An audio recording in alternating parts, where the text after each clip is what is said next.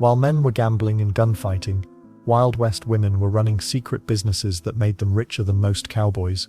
But there's one daily routine they all shared, that historians kept quiet about for decades. The year was 1848, and gold had just been discovered in California. Within months, thousands of men were packing their bags and heading west. But here's what most people don't know. Women were right there with them, and they weren't just tagging along as wives or daughters. Many were making the bold choice to start completely new lives on their own terms. Sarah Martinez left her cramped Boston apartment in 1852, with nothing but a trunk full of clothes and $57 sewn into her petticoat. She wasn't running from anything dramatic. She was running towards something better. The East Coast felt suffocating. Too many rules, too many expectations, and frankly too many people telling her what a proper lady should and shouldn't do. The West promised space to breathe. Letters from early female settlers painted pictures that sounded almost too good to be true. "The sky here stretches forever," wrote Mary Thompson to her sister back in Ohio. "I can ride my horse for hours without seeing another soul, and somehow that feels like freedom instead of loneliness." These weren't desperate women fleeing poverty. Many came from middle-class families with decent lives back east. They were chasing something bigger than comfort. The numbers tell an incredible story. By 1850, roughly 25,000 adult women had made the journey west. 20 years later, that number had exploded to over 172,000. These weren't small, gradual waves of migration. This was a flood of women betting everything on a new life in an untamed land. Some traveled in wagon trains with their families, but plenty made the journey solo, or with just a female friend for company. Makes sense, right? If you're going to reinvent your entire existence, why not do it on your own terms? The wagon train records from the 1860s show surprising numbers of single women signing up for the months-long trek across dangerous territory. What drove them wasn't just wanderlust. The Homestead Act of 1862 offered something revolutionary. Any adult could claim 160 acres of land for free, as long as they lived on it and worked it for 5 years. For women, this was groundbreaking. Back east, most couldn't own property without a husband's permission. Out west, the law treated them as equals when it came to land ownership, but the journey itself was brutal beyond imagination. Cholera, broken wagon wheels, river crossings that claimed lives, and the constant threat of running out of food or water. Women died alongside men on those trails, yet they kept coming. The weird part is how many of their diary entries focus not on the dangers, but on the stunning landscapes they encountered. "Today we passed through a valley so green and vast, I had to stop the wagon just to stare," wrote Elizabeth Caldwell in her journal from 1863. Back home in Pennsylvania, the tallest thing I ever saw was the church steeple. Here the mountains touch the clouds, and I finally understand why people say the West gets into your blood. Then there were the women who came for reasons that had nothing to do with land or gold. Some were fleeing bad marriages in an era when divorce was nearly impossible. Others had lost their husbands to war, and saw no future in staying put. A few were simply adventurous souls who found the idea of civilization boring. The diversity of these women would surprise most people today. African American women, both free and formerly enslaved, saw the West as a chance to escape the strict racial hierarchies of the East and South.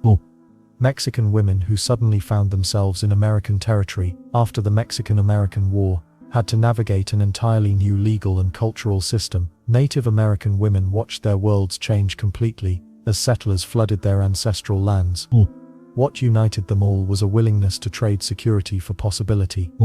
They left behind doctors, schools, shops, and social networks. They gave up Sunday church services, afternoon tea with neighbors, and the comfort of knowing exactly what each day would bring. In exchange, they got endless horizons and the chance to write their own rules. The letters they sent back east reveal something fascinating. After complaining about the hardships, and there were plenty, most ended with some version of the same message: "I wouldn't trade this life for anything." They had found something in those wide open spaces that civilization couldn't offer. But dreaming of the West and actually surviving there were two completely different challenges. The romantic vision of golden sunsets and boundless freedom crashed hard against reality once these women stepped off their wagons and saw what they'd actually signed up for.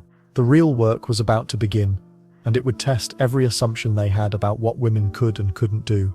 After months of dreaming about wide open spaces and fresh opportunities, women finally stepped off wagons into their new reality. The beautiful landscapes they'd written about in letters home were still there, sure enough, but now they had to figure out how to survive in them. The first order of business wasn't unpacking pretty dresses or setting up a cozy kitchen, it was clearing land. Women grabbed axes and started swinging, learning fast that blisters were just part of the deal. Trees didn't care if you'd never held an axe before, they needed chopping if you wanted space for a house. Many women discovered muscles they never knew they had during those first brutal weeks of land clearing. Building fires became an art form out of necessity. Back east you might have had the luxury of taking your time with kindling. Out west, you learned to get a fire going quickly, or you didn't eat hot food, or stay warm. The wind had a nasty habit of blowing out flames just when you thought you had it figured out, so women developed tricks, cupping their hands just right, finding the best spots sheltered from gusts, keeping dry tinder tucked away in aprons. Then came the housing situation, which was often more situation than housing. Forget the cozy log cabins you see in movies. Most pioneer women found themselves living in sod houses, basically dirt homes carved out of prairie grass roots and soil. These weren't charming earth-friendly dwellings, they were muddy, cramped spaces that leaked whenever it rained. Nothing quite prepared a woman for waking up to muddy water dripping on her face at 3 in the morning. The roofs were particularly troublesome. Sod roofs had a mind of their own, sprouting grass and weeds when wet, cracking and crumbling when dry. Some women joked that they were living under a garden, but it wasn't funny when chunks of dirt fell into dinner. Others got creative, hanging cloth from the ceiling to catch falling debris. Makes sense, right? Sleep didn't come easy in these early frontier homes. Wild animals prowled around at night, making all sorts of unsettling noises. Wolves howled in the distance. Bears occasionally wandered too close for comfort. Women learned to keep rifles within arm's reach, and to sleep with one ear, always listening for trouble. The weird part is how quickly this became normal. After a few weeks, most could tell the difference between a harmless rabbit rustling outside and something that might actually eat their chickens. Bandits added another layer of worry to daily life. Word traveled fast about which areas had trouble with outlaws, and women developed networks of information about safe travel routes and dangerous spots. Some learned to hide valuables in creative places, sewn into clothing, buried in specific locations, or tucked inside seemingly worthless household items. Let's not forget the basic structural problems with early frontier homes. Many lacked proper windows, leaving families to choose between stuffing openings with cloth and freezing in darkness, or leaving gaps and dealing with wind, rain, and uninvited critters. Walls were often just hanging blankets or poorly fitted wooden boards that left gaps big enough for snakes to slither through. The isolation hit differently than expected too. Back home, neighbors lived within shouting distance. Out west, your nearest neighbor might be hours away on horseback. When problems arose, and they always did, you handled them yourself or waited days for help to arrive. This forced women to become remarkably self-reliant remarkably quickly. Weather presented constant challenges that no amount of preparation back east could have predicted. Prairie storms arrived with terrifying speed and violence. Winters brought blizzards that could trap families for weeks. Summers delivered heat that made sod houses feel like ovens and dried up water sources. Spring flooding could wash away months of work in a few hours. But here's what surprised many women. They adapted faster than they thought possible. Within months, ladies who'd never held tools were building furniture, repairing roofs, and solving problems that would have stumped them back in civilization. The frontier had a way of bringing out capabilities people didn't know they possessed. Water was often the biggest daily challenge. Wells had to be dug, maintained, and protected. Some areas had water that tasted terrible, or made people sick. Others had no reliable water source at all, forcing families to haul it for miles. Women learned to conserve every drop while still maintaining basic cleanliness and cooking needs. The contrast between expectations and reality was stark, but something interesting happened during those first difficult months. Women discovered they were tougher than they'd imagined. They could handle axes, outsmart wild animals, and build homes with their bare hands. This growing confidence would prove essential, because surviving the initial setup was just the beginning. The real test came with establishing daily routines that could sustain life in this rugged new world, starting before dawn each day with tasks that would challenge every skill they'd developed. Dawn in the Wild West didn't care about your sleep schedule. Most women found themselves stirring awake at 4 in the morning, sometimes earlier. The sun hadn't even thought about rising yet, and here they were, rolling out of bed onto cold dirt floors or creaky wooden planks. Winter mornings were brutal.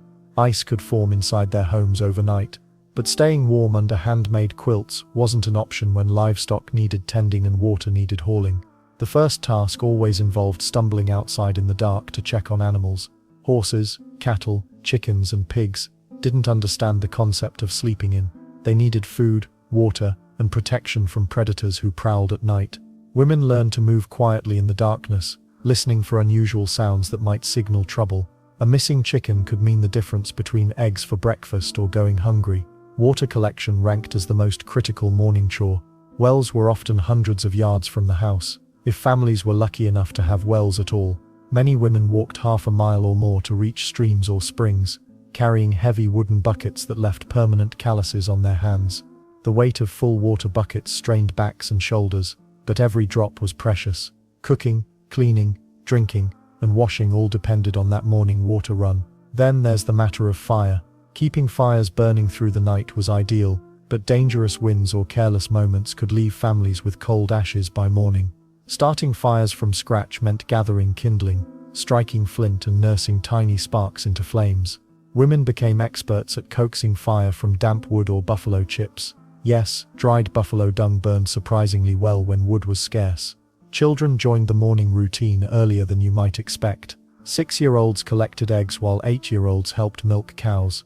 Nobody had time for leisurely childhood mornings. Kids learned to dress quickly in the dark and follow instructions without complaint. Their small hands proved useful for reaching into tight spaces or handling delicate tasks that adult fingers couldn't manage. The weird part is how organized these chaotic mornings became. Women developed systems that would impress modern efficiency experts. Tools had specific places. Chores followed logical sequences. Everyone knew their role without discussion. Milk the cow before the sun spooked her. Feed chickens before collecting eggs. Check the fence line while walking to the water source. Every action served multiple purposes. But why start so early when daylight made everything easier? Simple math. Western days were packed with endless tasks, and losing morning hours meant working by dangerous firelight after sunset. Women learned that early mornings offered the calmest weather, the most cooperative animals, and the clearest thinking. Plus, summer heat could become unbearable by mid-morning, making early hours essential for outdoor work. Weather added unpredictable challenges to morning routines. Blizzards could trap families indoors for days, forcing them to rely on stored supplies and indoor water sources. Thunderstorms turned simple water-gathering trips into dangerous adventures. Prairie winds knocked over milk buckets and scattered chicken feed. Women adapted their morning schedules based on sky conditions and seasonal changes. Let's not forget the tools that made morning work possible. Axes for chopping kindling, rope for leading stubborn animals, buckets for water and milk, lanterns for navigating in darkness. Women maintained these tools as carefully as their own health. A broken bucket handle or dull axe blade could ruin an entire day's progress. Many women became skilled at basic repairs, learning to fix leather straps and sharpen metal edges. Morning routines revealed the cooperative nature of frontier families. Husbands and wives divided tasks based on strength and skill rather than strict gender roles. Women who proved handy with tools took on traditionally male jobs. Men who showed patience with animals handled milking duties. Children rotated through different responsibilities as they grew stronger and more capable. The isolation of frontier life made morning efficiency crucial. Neighbors lived miles away, making help unavailable for routine problems. Women couldn't call friends to borrow missing supplies or get advice about sick animals.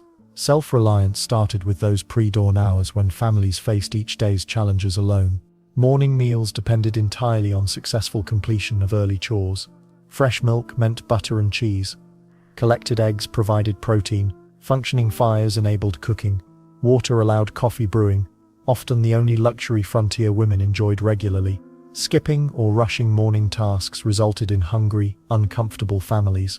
These demanding morning routines built incredible physical strength in frontier women. Carrying water, chopping wood, and handling large animals developed muscles that city women never needed. Call-used hands and strong backs became badges of survival rather than sources of shame. The rhythm of early morning work created a foundation for everything else frontier women accomplished during their remarkable days. But mastering dawn routines was just the beginning. The real physical challenges were waiting in the hours ahead. Building a frontier home was just the beginning. Once women settled into their new Western lives, they quickly discovered that survival meant rolling up their sleeves and tackling work that would have shocked their Eastern relatives. The romanticized notion of delicate ladies sipping tea on porches. That fantasy died faster than a tumbleweed in a dust storm. Water didn't magically appear from kitchen faucets. Women hauled heavy buckets from wells, streams or springs that could be miles away from their homesteads. A single family needed dozens of gallons daily for drinking, cooking, washing, and livestock. The buckets were heavy, the distances long, and the weather didn't care if you were tired. Some women developed shoulders and arms that rivaled those of professional laborers back east. They had to. There wasn't another option. Firewood became another daily battle. Trees weren't exactly abundant on the Great Plains, so women learned to swing axes with deadly precision. They chopped whatever they could find: fallen branches, scrub brush, even buffalo chips when wood ran scarce. Buffalo chips, by the way, were dried buffalo dung, burns clean, produces good heat, and smells better than you'd expect. Desperate times called for creative fuel sources, and Western women weren't squeamish about practicality. Then there were the fences. Livestock needed boundaries, and boundaries needed constant repair. Women became experts at mending broken fence posts, restringing barbed wire, and hammering stakes into stubborn ground. Their hands grew cool-used and strong. Many could repair a fence faster than their husbands, especially when cattle were involved. Speaking of cattle, those animals had minds of their own and zero respect for gender roles. Herding cattle on horseback became second nature for countless frontier women. They learned to read animal behavior, anticipate stampedes, and move hundreds of head across vast distances. Traditional long skirts proved dangerously impractical for this work. A woman trying to mount a horse or rope a steer while tangled in yards of fabric was asking for trouble. Smart women adopted split skirts, basically skirts that looked normal while standing but functioned like pants while riding.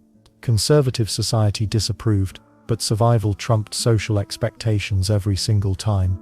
Roping skills weren't optional luxuries. Women practiced for hours, learning to throw lassos with accuracy and speed. A loose bull could destroy crops, injure people, or wander off and get lost.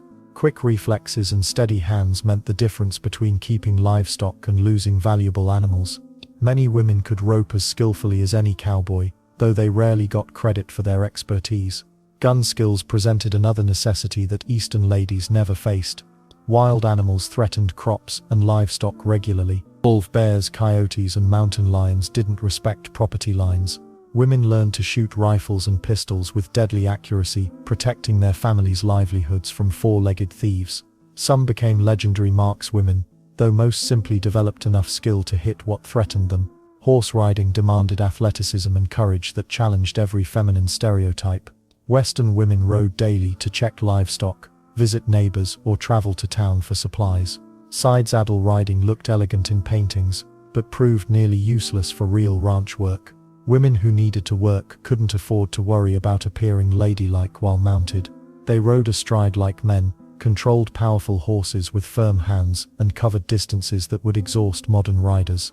The physical transformation was remarkable. Women who arrived west with soft hands and pale complexions developed lean muscle, sun-weathered skin, and iron determination. Their bodies adapted to demands that would have seemed impossible months earlier. Lifting hay bales, wrestling stubborn animals, and working from dawn to dusk became routine rather than extraordinary. Weather added another layer of complexity to every task.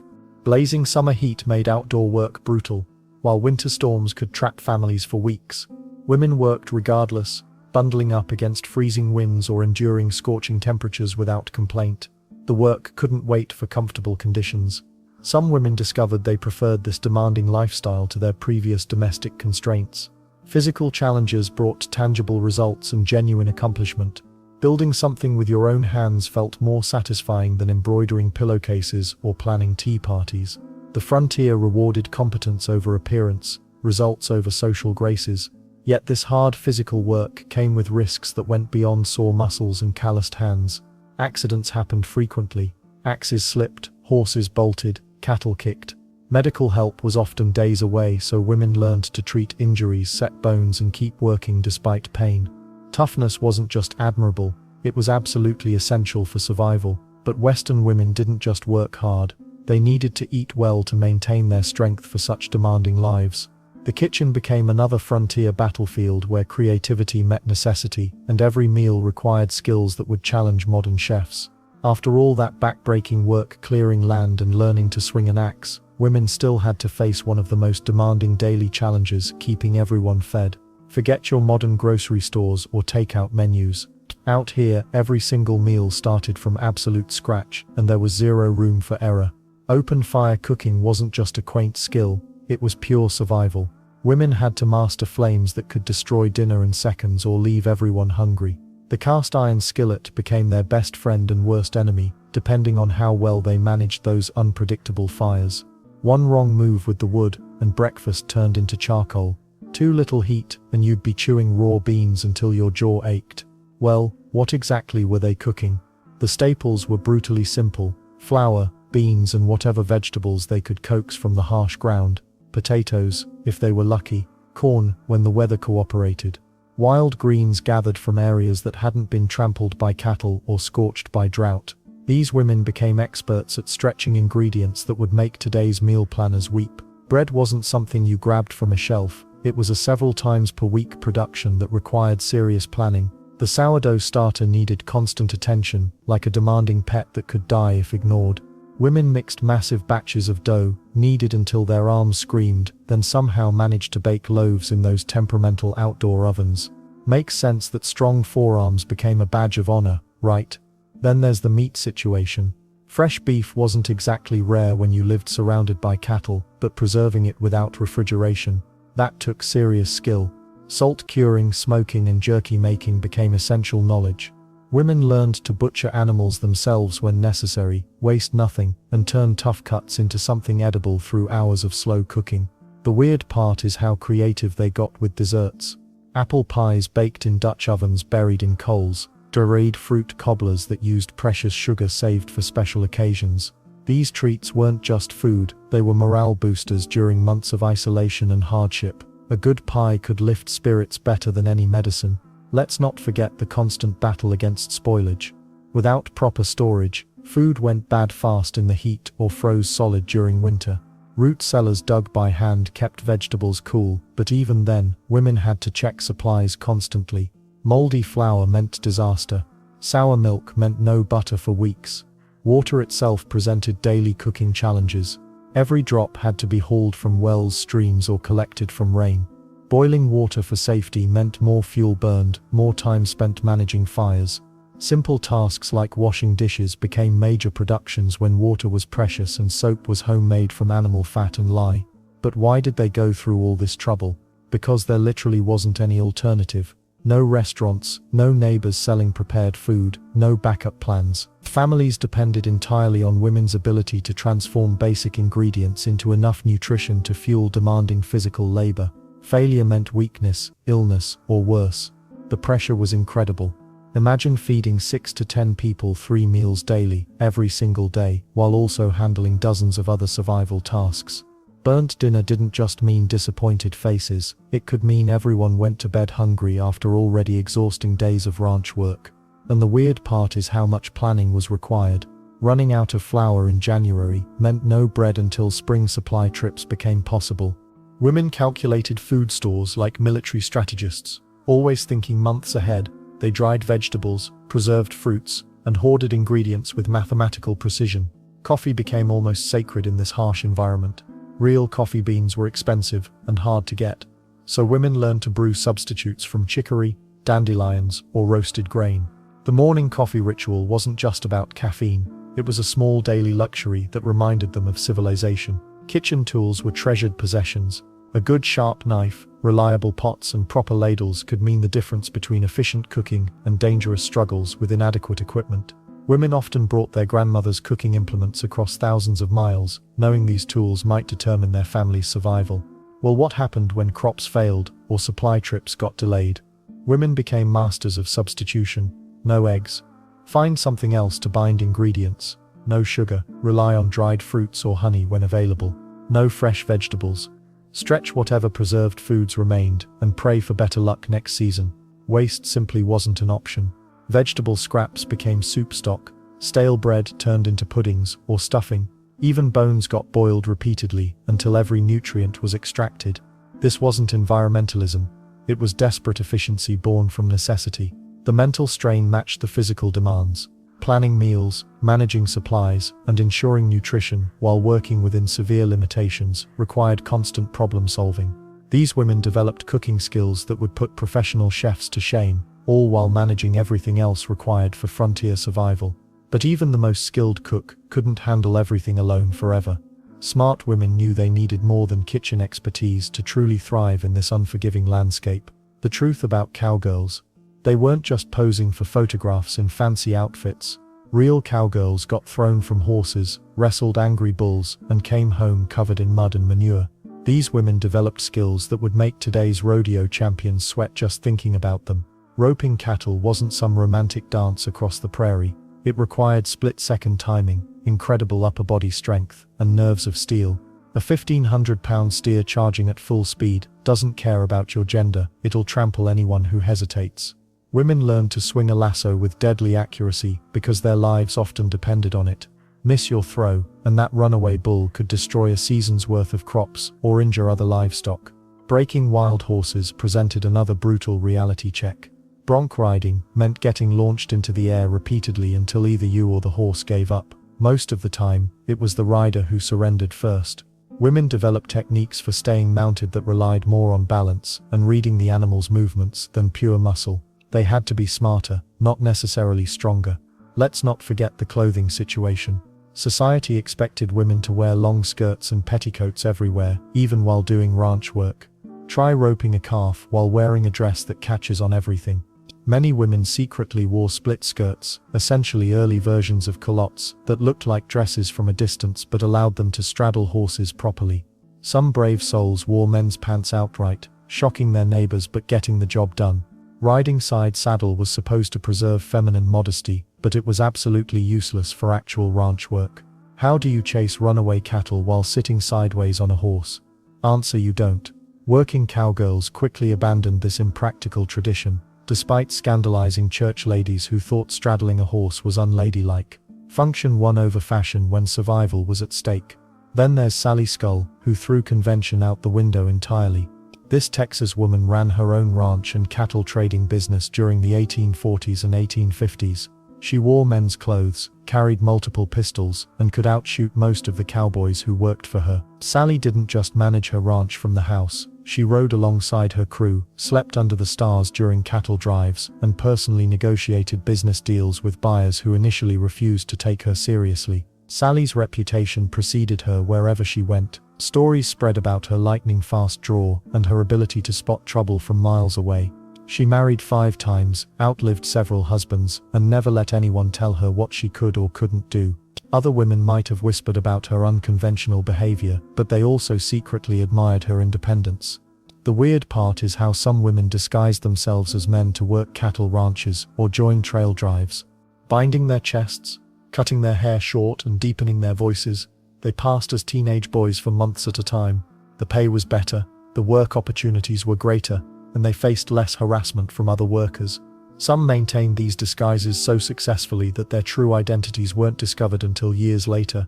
Gun skills became essential for any woman serious about ranch work. Wild animals, rustlers, and dangerous drifters posed constant threats to livestock and property. Women practiced target shooting until they could hit a rattlesnake's head from 30 yards or put a bullet through a playing card at 20 paces. These weren't party tricks, they were survival skills.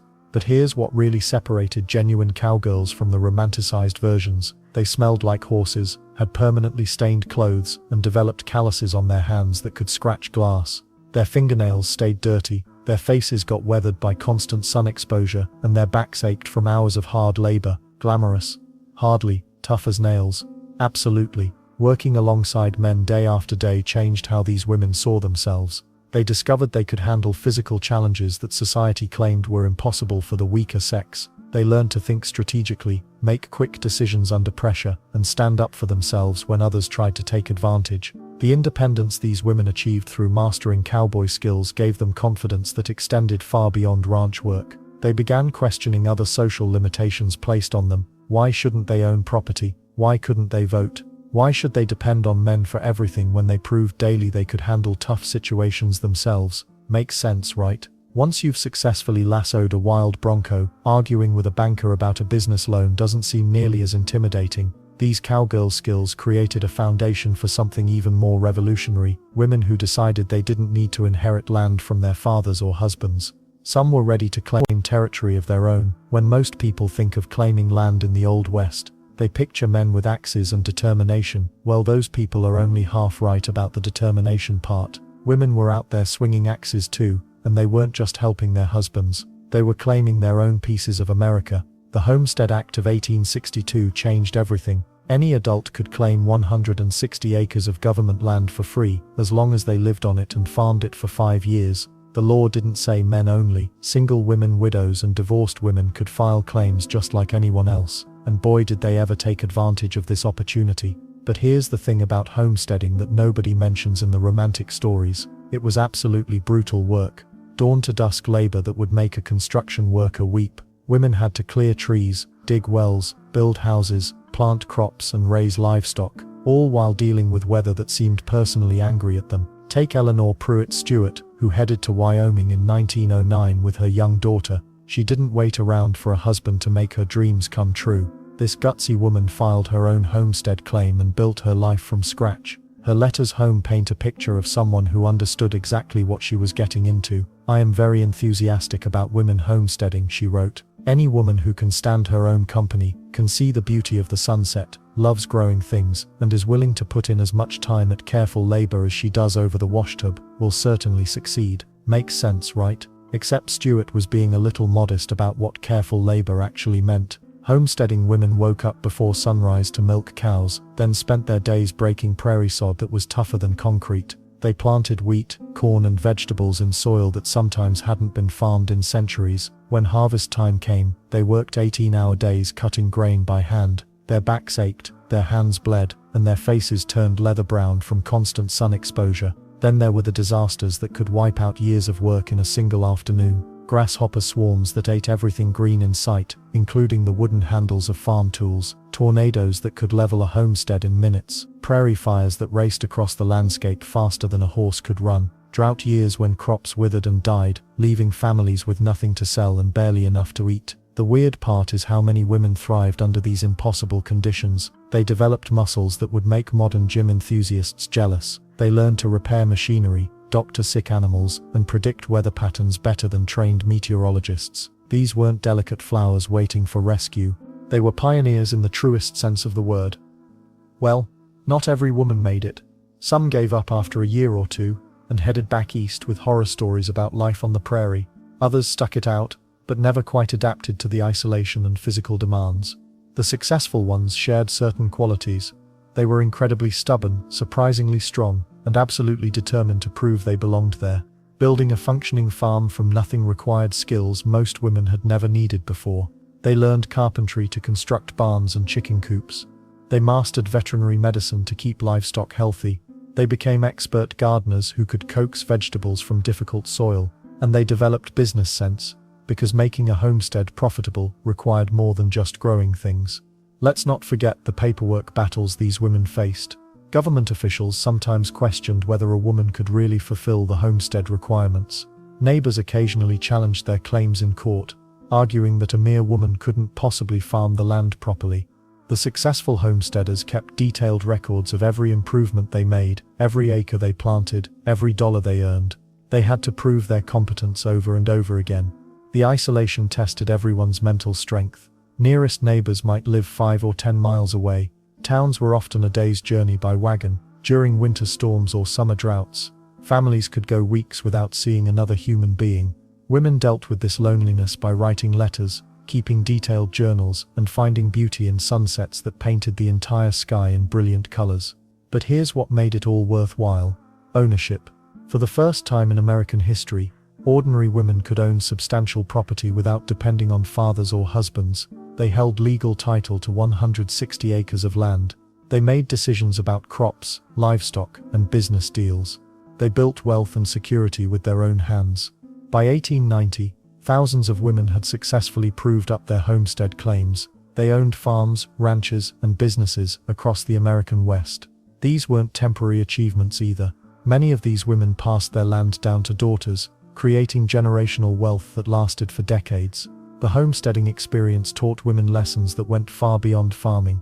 They discovered they could handle physical challenges, make complex business decisions, and survive in conditions that would challenge anyone. This confidence would prove useful when they started demanding other rights, like the vote. But that's another story about how these remarkable women refused to stay in the boxes society had built for them. Having children on the frontier wasn't exactly like today's parenting experience. Picture this: no pediatricians within 100 miles, no baby stores, and definitely no parenting manuals. Women had to figure it all out while managing cattle, crops, and everything else that kept the family alive. Schooling became one of the biggest challenges. Most frontier settlements didn't have schools, teachers, or even books. Mothers took on the job themselves, teaching reading, writing, and arithmetic between milking cows and cooking dinner. Some women had decent educations from back east, but others barely knew how to read themselves. They did their best anyway.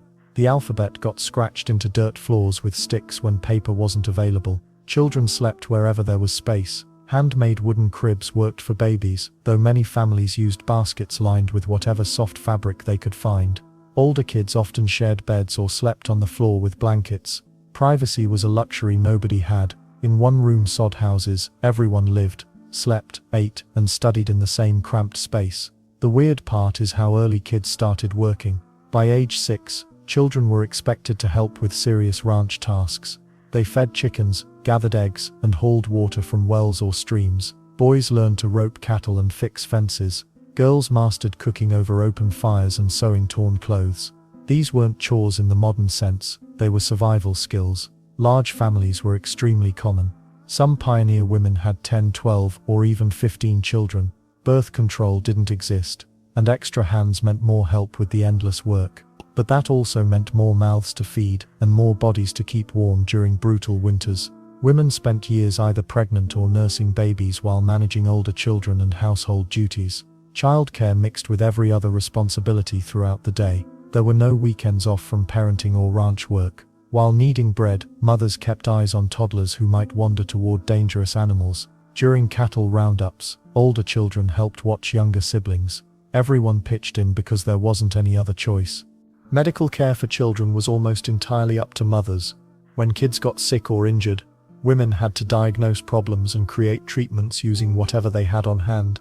Herbal teas, poultices made from plants, and home remedies passed down through generations became their medical arsenal. Many children died from diseases that would be easily treated today. Mothers lived with constant worry about their children's health and safety. Then, there's the education challenge beyond basic reading and writing. Mothers taught geography by describing places they'd lived before moving west. History lessons came from family stories, and whatever newspapers occasionally reached their settlements. Mathematics was learned through practical applications like measuring grain or calculating how much feed the livestock needed. Discipline had to be swift and effective.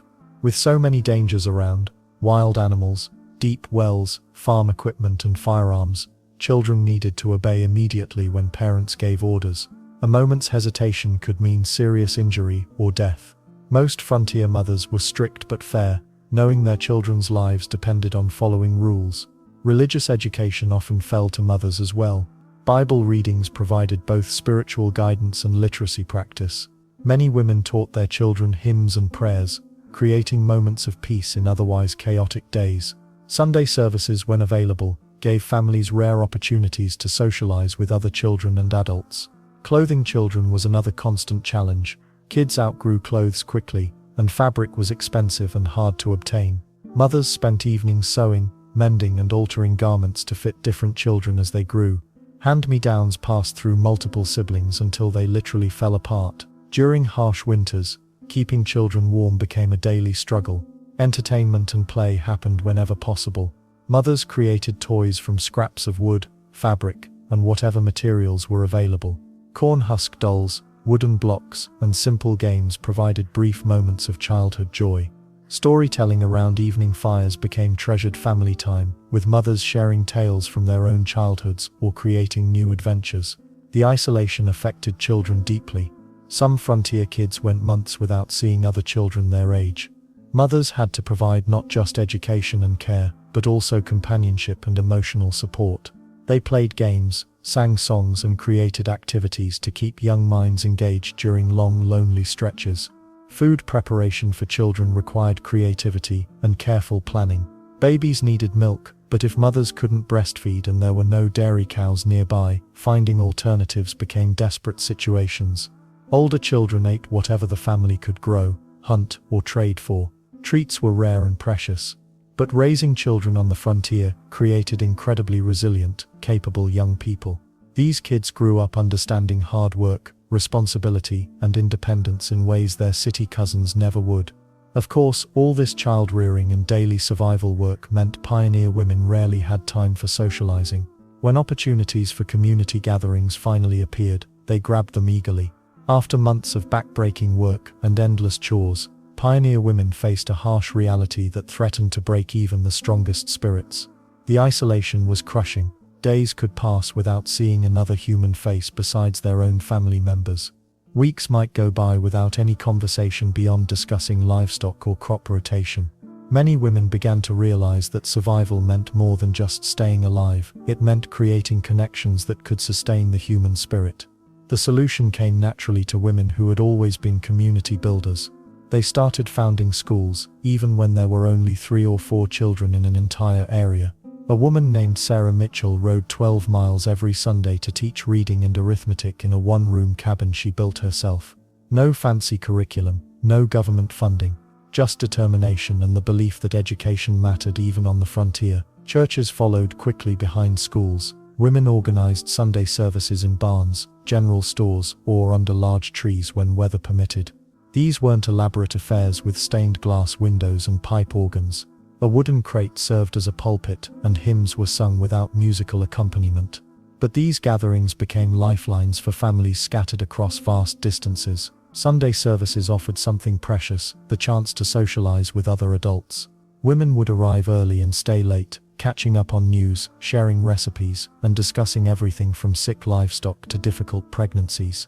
Children played together while mothers talked, creating bonds that would last lifetimes. Men might discuss business or politics, but women focused on the practical details of frontier survival. Sewing circles became another vital community institution. Women would gather weekly or monthly, bringing their mending, quilting projects or new clothing construction. The real purpose wasn't just needlework, it was conversation, support, and mutual aid. These circles created beautiful quilts that provided warmth during brutal winters, but they also created networks of friendship that sustained women through their darkest moments. The quilts themselves told stories. Patterns like wedding rings celebrated marriages, while log cabin honored new homesteads. Flying geese commemorated successful harvests. Women saved fabric scraps for months, trading pieces with neighbors to create colorful designs.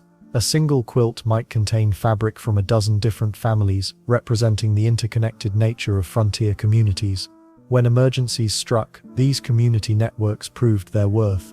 If a woman went into labor, neighbors rode for miles to assist with the birth. When families faced crop failures or devastating storms, the community rallied with food, tools, and labor. House-raising events brought entire neighborhoods together to construct new homes in single days. The work was hard, but the sense of shared accomplishment made even the most difficult tasks feel manageable. African American women played crucial roles in building these communities, often facing additional challenges due to racial prejudice. Women like Clara Brown, who settled in Colorado, established churches and charitable organizations that served both black and white families. Brown used her earnings from laundry work to help other formerly enslaved people travel west, creating support networks that spanned multiple states. Then there were the celebrations that brought communities together for pure enjoyment. Harvest festivals, Independence Day gatherings, and Christmas parties gave families reasons to travel long distances for fellowship. Women organized pie contests, barn dances, and storytelling evenings. These events required enormous coordination: who would provide music, who would bring what food, where would visiting families sleep. Community building often started with the most basic needs. Women organized letter-writing circles to help illiterate neighbors stay in touch with distant relatives. They created lending libraries, passing books from family to family across entire counties. Medical knowledge was shared freely. If one woman learned an effective treatment for fever or infection, she taught others during community gatherings. The general store became another community hub, largely due to women's influence. Store owners learned that women would linger to chat while making purchases, so smart merchants provided comfortable seating areas and encouraged socializing. Some stores hosted weekly coffee gatherings or allowed space for community meetings. Weather often tested these community bonds. During severe blizzards or extended droughts, families might take shelter together, sharing resources and providing mutual support. Women coordinated food distribution, childcare, and medical assistance during these crises. The phrase "neighbor helping neighbor" wasn't just a nice saying, it was essential for survival. But community building wasn't always smooth sailing. Personality conflicts, religious differences, and economic disparities sometimes created tensions. Women learned to navigate these challenges diplomatically, understanding that community survival depended on cooperation despite disagreements. The communities women built became foundations for larger towns and cities that would develop later. Their schools grew into school systems. Their churches became established congregations. Their informal networks evolved into formal organizations and institutions. These community-building efforts created something remarkable: social structures that supported both individual achievement and collective success. Women discovered they could maintain their independence while building meaningful connections with others. This balance between self-reliance and community support would become a defining characteristic of the American West. However, even the strongest communities couldn't eliminate the profound loneliness that many frontier women experienced, especially during the long winter months when travel became nearly impossible. The nearest neighbor might live 20 miles away. Your closest friend, maybe a 3-day horseback ride through rough terrain. This wasn't just inconvenient, it was soul-crushing loneliness that could break even the toughest pioneer woman. Letters became lifelines in this isolated world. Women would read the same letter from home dozens of times until the paper wore thin and the ink faded. They'd memorize every word, every detail about life back east. Sarah Jenkins, a homesteader in Nebraska, kept her sister's letters in a wooden box and would pull them out during particularly hard days. "I read them so many times I could recite them like scripture," she wrote in her diary. But here's the brutal truth about frontier isolation. Sometimes you couldn't even send or receive mail for months. Winter storms would block mountain passes. Rivers would flood, washing out bridges. The mail carrier might get sick or decide the route was too dangerous. Women would go half a year without any news from the outside world. The silence could drive you mad. Literally, some women talked to their chickens or cows just to hear conversation. Others sang constantly while working, filling the endless quiet with anything, to prove they still existed. Mary Thompson, living alone on a Wyoming ranch, admitted she named every piece of furniture in her cabin and would say good morning to each one. Then winter arrived like a prison sentence. Blizzards could trap families indoors for weeks at a time. The same 4 walls, the same faces, the same conversations recycled until everyone knew exactly what the others would say. Children got restless and cranky. Adults snapped at each other over tiny things. Cabin fever wasn't just an expression. It was a genuine medical concern that could tear families apart. Women developed creative ways to battle the loneliness. They'd write long letters to relatives they might never see again, pouring their hearts onto paper, even when they weren't sure the letters would ever be delivered. Some kept detailed diaries, treating the pages like a trusted friend who would listen without judgment. Others created elaborate stories in their heads, entire fantasy worlds where they had neighbors and social gatherings and someone to talk to about something other than livestock and weather. Music saved many women's sanity during those long, isolated months. A harmonica, a fiddle, or even just singing could transform a dreary cabin into something bearable. Families would gather around whoever could play an instrument and sing together. It wasn't about the quality of the performance, it was about creating something beautiful in a harsh world. The sound filled the empty spaces that silence made so oppressive. Let's not forget the women who lived completely alone. Widows managing homesteads by themselves faced isolation that would challenge anyone's mental strength. Ellen Watson, known as Cattle Kate, lived alone on her Wyoming ranch and would sometimes not see another human being for 2 months straight. She later said the hardest part wasn't the physical work or even the danger, it was having no one to share small victories with, like a successful calving season or a good harvest. Some women cracked under the pressure. They'd abandon their homesteads and flee back east, unable to handle another day of the crushing solitude. Others developed what folks called prairie madness, a kind of depression mixed with anxiety that came from too much sky, too much silence, and too little human contact. The endless horizon that seemed so beautiful in letters home could start feeling like the edge of the world. Well, the clever ones found ways to create community, even when none existed naturally. They'd organize letter-writing circles, where women would write to other isolated pioneers they'd never met. These pen pal networks became vital support systems. Women shared recipes, child-rearing advice, and most importantly, the simple comfort of knowing someone else understood their struggles. Holiday celebrations became particularly important for fighting isolation. Christmas, Easter, or even just a birthday gave families an excuse to make extra effort to create something special in their small world. Women would save up ingredients for months to bake a proper cake or would sew new clothes for the occasion. These celebrations weren't just about tradition, they were acts of rebellion against the loneliness threatening to overwhelm them. The funny thing about all this isolation, it often made pioneer women incredibly self-reliant and resourceful. When you can't run to a neighbor for help, you learn to solve problems yourself. When you can't gossip with friends, you develop a rich inner life. When you can't rely on society's support systems, you become tougher than you ever imagined possible. But even the strongest women needed human connection. They treasured every chance encounter with travelers, every brief visit from a passing neighbor, every opportunity to attend a community gathering. These rare social moments had to sustain them through months of solitude. The isolation shaped these women in profound ways, teaching them to find strength in silence. However, when opportunities arose to build something bigger than their individual struggles, they grabbed them with both hands. When someone got sick or injured on the frontier, you couldn't exactly call 911. The nearest doctor might be 3 days' ride away, assuming the weather cooperated, and your horse didn't go lame. Women quickly learned that medical knowledge wasn't just helpful, it was the difference between life and death for entire families. Most frontier women became walking pharmacies out of pure necessity. They memorized which plants stopped bleeding, what herbs broke fevers, and how to set a broken bone using nothing but wooden splints and torn bedsheets. Willow bark worked like aspirin for pain. Echinacea fought infections. Chamomile calmed upset stomachs and cranky babies alike. But here's where it gets interesting. Many of these remedies actually worked. Modern science has proven that willow bark contains the same active ingredient as aspirin. Indigenous tribes had been using these plants for centuries, and smart pioneer women learned from anyone willing to teach them.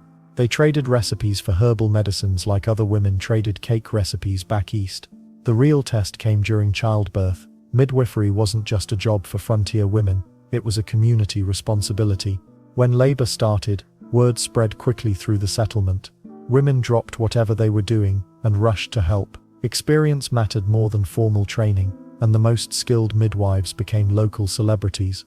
Sarah McKinney, who homesteaded in Kansas, delivered over 200 babies during her 40 years on the frontier.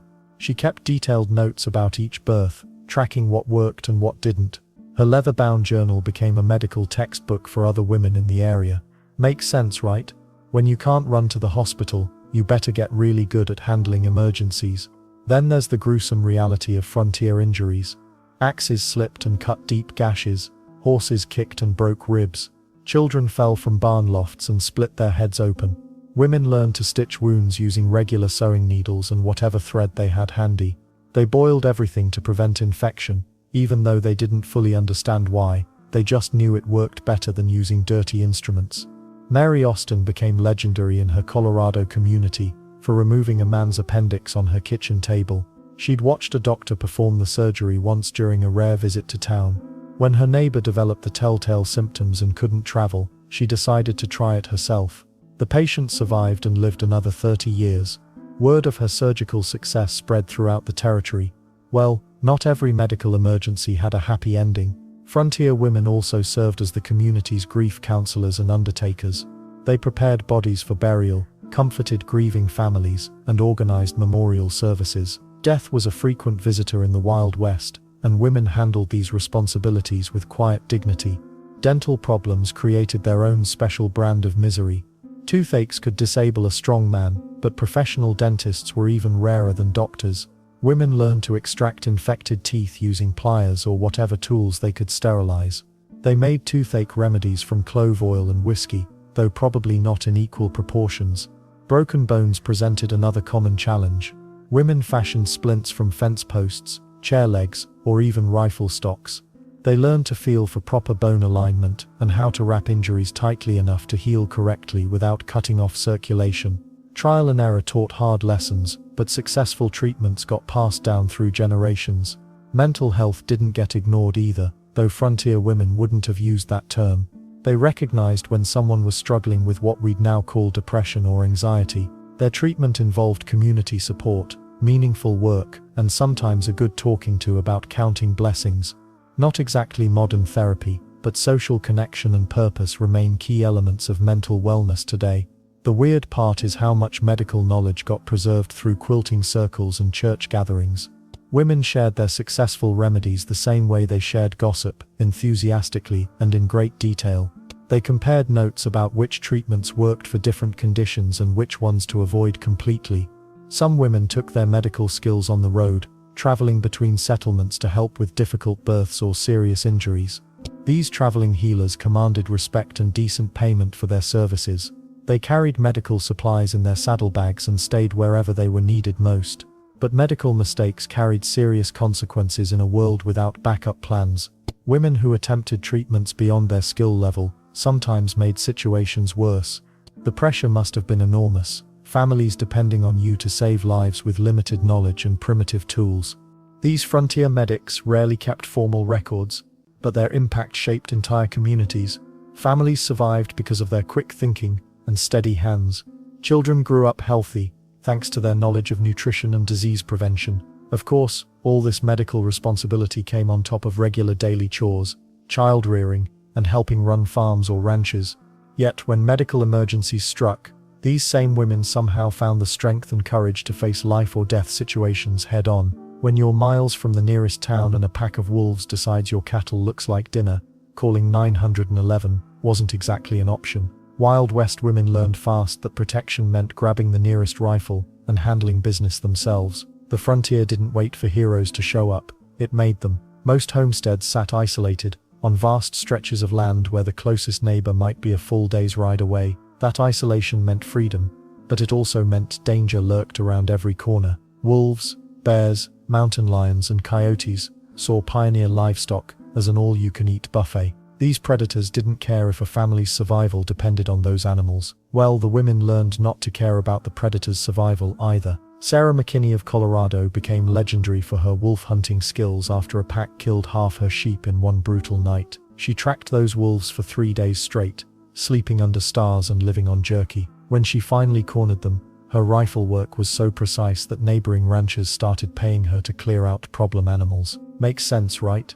If you're good at something that dangerous, word travels fast. Then there's the matter of two-legged threats. Bandits and outlaws roamed the frontier looking for easy targets, and a homestead with just women and children seemed perfect. They learned otherwise pretty quickly. Mary Johnson of Kansas kept a loaded shotgun by her kitchen window, and another by the front door. When 3 men rode up demanding food and money, she served them lead instead. The local sheriff found them the next morning, reconsidering their career choices. But the most complex threat came from conflicts with Native American tribes. Many women lived in constant fear of raids, though the reality was more complicated than the stories suggested. Some interactions were peaceful trade encounters, while others turned violent when land disputes or broken treaties escalated tensions. Women couldn't predict which situation they'd face on any given day. The weird part is how quickly gentle farm wives transformed into crack shots. Elizabeth Morrison arrived in Wyoming, never having touched a gun. 6 months later, she could hit a tin can at 50 yards and reload faster than most men. Her secret: practice every single day while doing chores. She'd hang targets on fence posts and shoot while walking between the chicken coop and vegetable garden. Calamity Jane became the most famous example of a woman who thrived in dangerous situations. Born Martha Jane Cannery, she worked as a military scout in some of the most hostile territory imaginable. Indian wars, cattle rustlers, claim jumpers. She rode straight into danger that made grown men turn around. Her reputation for fearlessness and shooting accuracy earned respect from soldiers who initially doubted any woman belonged on reconnaissance missions. Let's not forget that many women faced threats while completely alone. Husbands died from accidents, illness or violence, leaving widows to defend homesteads solo. Rather than abandon their land claims, countless women chose to stay and fight. They learned to read tracks, identify threatening animals by sound, and shoot accurately in low light conditions. Their lives literally depended on these skills. Some women took defense to extreme levels. Sally Skull, that tough Texas rancher,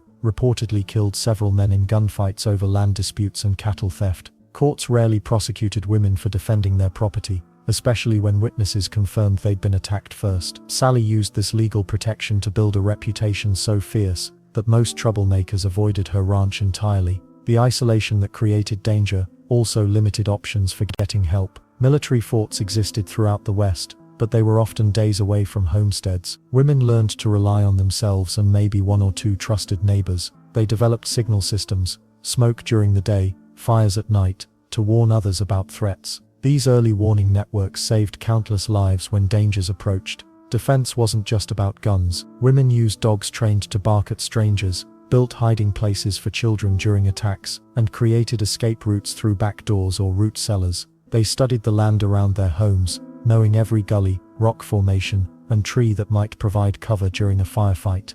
And the preparation never ended. Ammunition had to be kept dry and accessible. Weapons needed constant cleaning and maintenance. Women taught their children to reload rifles and recognize different types of danger. A 6-year-old might not be able to shoot accurately, but they could certainly run ammunition to their mother during a wolf attack. Training extended beyond just shooting. Women learned to move silently, track animals and humans, and read weather signs that might affect their ability to defend their homes. A sudden storm could trap predators near the homestead, or provide cover for human attackers. The frontier demanded this transformation from protected ladies into fierce defenders. Those who adapted survived and thrived. Those who couldn't often lost everything or died trying. But mastering defense was only part of survival. Some women discovered they could turn their frontier skills into profitable businesses that would change their lives forever. While most women focused on keeping their families alive, some discovered they had sharp business instincts that could turn a profit in the roughest frontier towns. The Wild West wasn't just about survival, it was about seizing opportunities that didn't exist back east. Ellen Jack proved that determination could strike it rich in Colorado's silver mines. Most prospectors were men who laughed at the idea of a woman with a pickaxe. Ellen didn't care about their opinions. She worked her claim alone, digging through rock and dirt in weather that would freeze your coffee before you could drink it. When she finally hit a vein of silver, those same men stopped laughing. Her mine produced enough wealth to buy land and establish herself as one of the most successful prospectors in the territory. The woman who started with nothing but grit ended up owning property that made grown men jealous. Then there was Alice Ivers, better known as Poker Alice.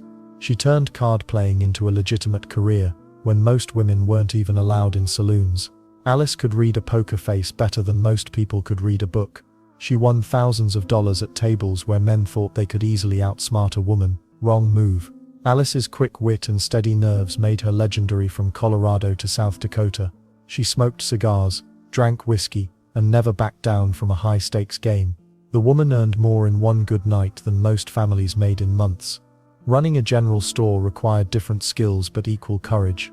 Mary Austin Holly operated her business in Texas when the frontier was still dangerous territory. She had to stock everything from bullets to babies' blankets, never knowing what desperate travelers might need.